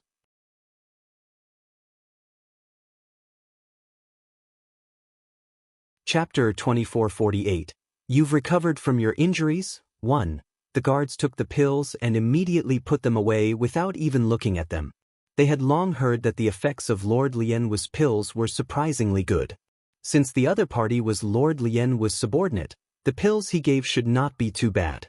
With this thought, the faces of the guards present became much more amiable. Even the female guard who spoke first had a smile on her face, not as cold as she was before. When Uncle Long and the others saw this, they thought to themselves, the charm of medicinal pills to beasts is greater. Look at these guys, their attitude had immediately changed 180 degrees. Then they heard one of the guards say, "Wait a moment, I'll go report to the king." "All right," he said. Uncle Long and the others nodded gratefully, but the demon still put on a sad look, which made the other guards feel bad. By taking people's money and eliminating disasters for them. With this thought in mind, the guards took turns to comfort the evildoer. However, they also knew in their hearts that this person in front of them looked a little apologetic. It was no wonder that Lord Wu would take a fancy to that demonic Peacock King. She was a powerful woman from the divine realm. A few of them were not lustful. Like their king, didn't he also have women on his left and right? The guards consoled the evildoer and told him to get over it. They even said that it wasn't a big deal for a woman of status to have a few men. The evildoer, who was already furious, became even angrier. Uncle Long and the others continued to break out in cold sweat. Were these phoenixes trying to comfort him? Uncle Long and the others were very uncertain, because they could clearly feel that the temperature around them had dropped quite a bit. At this moment, the guards of the Feng clan finally realized that something was amiss. One of them asked in confusion, "Why did the weather suddenly change?" After he finished speaking, he even shivered. Uncle Long looked at the guards sympathetically, but didn't say anything. He only thought to himself, "This isn't a change of weather, this is someone's anger." At the same time, the Phoenix King, who was pacing back and forth in the Phoenix King Palace like an ant in a hot pot, heard the guard's announcement that Lord Lien Wu's male pet had come to the door. She was stunned at first, then suddenly realized that it was Lien Wu, that bitch's man. Ha, ha, ha. The heavens are really helping me. After hearing this news, the Phoenix King laughed wildly and muttered to himself. After a long while, when the Phoenix King was done laughing, she asked, "What does Lien Wu look like?" "I am still all right," the guard who had come to report quickly said. To be honest, he was a little frightened by the laughter of the Phoenix King and did not understand why the Phoenix King laughed so horrifyingly. "Oh, let them in," the Phoenix King said after thinking for a while. The man of the fog? She wanted to see how good Lien Wu's taste was in men. In fact, she wanted to see the man in the mist for another reason, and that was to steal someone's girlfriend. Who asked that damned woman to steal the Peacock King and Feng Xiu, who she had taken a fancy to? To her, this was a great humiliation. The guard received the order and immediately turned to leave. Not long after, the demon and the rest were led to the Phoenix King Palace by the guards. Thanks, the Phoenix King's beautiful phoenix eyes sized up the men who were brought into the hall. The more she looked, the more her head hurt. These men were too unsightly to be seen by others, right? She had lived for so long, but she had never seen such an ugly man who was comparable to Lien Wu. "Which one of you is Lord Lien Wu's boy toy?" After frowning, the Phoenix King held back her disgust and asked. Seeing these men, her little bit of revenge was forcibly suppressed. These guys, just looking at them, made her want to vomit. Did they really want her to seduce them? He might as well kill her. "I am." The demon whispered like a mosquito, and lowered his head, making a shy and timid look that did not dare to raise his head. This was more in line with her identity as a male pet. "Raise your head," the Phoenix King asked, unwilling to give up. Only then did she remember that she had seen the others' faces clearly, except for this person's. What if he was a beautiful man? "I don't dare. It would be my fault if I scared the Phoenix King." The demon continued to speak in a low voice. Fortunately, the Phoenix King's hearing was good. Otherwise, he would not have been able to hear what he was saying. However, the Phoenix King wasn't one to be scared. The more the demon said this, the more she wanted to know. "I'm not that timid. I told you to look up, so look up. Why are you talking so much nonsense?" The Phoenix King pretended to be angry, but in reality he was extremely curious. When the demon heard this, he thought to himself, "You asked for this." He knew that the Phoenix King was a lecherous person, so how could he not be prepared? Then, the evildoer raised his head and looked at the Phoenix King shyly. Blarg! The Phoenix King only took one look and almost vomited out all the acid in his stomach. Was this even human? Was this even a man? How could he be so ugly? This man was 100 times uglier than the ones she had seen before. Not only was her face as big as a pig's head, but she also had a pair of bull's eyes the size of copper bells, a pig's nose, and a big, bloody mouth. Such facial features matched her face. It was really frightening. No matter how strong the Phoenix King's heart was, he was still scared half to death. However, the Phoenix King was the Phoenix King. No one could guess the thoughts of the Phoenix King. Although she was frightened and her heart was in turmoil, The Phoenix King's beautiful face did not show it at all. However, it took her a long time to come back to her senses. After she came back to her senses, the Phoenix King wiped the cold sweat from her forehead and said, "This young master really has a unique appearance. No wonder Lord Lianwu took a fancy to him. That's right. My lord has a strong taste and likes me. What pretty boy. He only won her heart temporarily. After he gets tired of her, she will still abandon him. But I'm different. My lord will never get enough of me." After scaring the Phoenix King, the demon's goal had been achieved, so he suddenly became talkative. Moreover, he had expressed his dissatisfaction with a certain pretty boy in his words. When the Phoenix King heard this, he was happy. You guys go ahead. Strangle her to death. It would be best if this ugly woman could show off her divine might now. At that time, the timid Peacock King would definitely not dare to leave with that slut Lianwu. If that was the case, who else could the Peacock King look for other than her? Thinking of this, the Phoenix King suddenly found the demon pleasing to the eye. Even that ugly face was not so scary anymore. After thinking for a while, the Phoenix King complimented, "You're right. You'll get sick of beautiful faces sooner or later. So, a man can't rely on a beautiful face to keep a woman tied down. I support you. The Peacock King is no match for you. Thank you for your support, Phoenix King." The demon was happy and grinned. Instantly, he almost made the Phoenix King vomit again. "May I know how to address you?" After a long while, the Phoenix King finally recovered and continued to ask. "My surname is AI, you can call me Lianwu." The demon blurted out without even thinking. "You're tuning in to the Passion Pages YouTube channel. We're so grateful for your support, and don't forget to subscribe to join us on this incredible journey through captivating stories.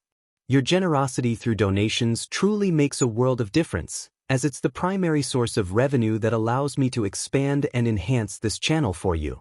Thank you from the bottom of my heart for being a part of this adventure.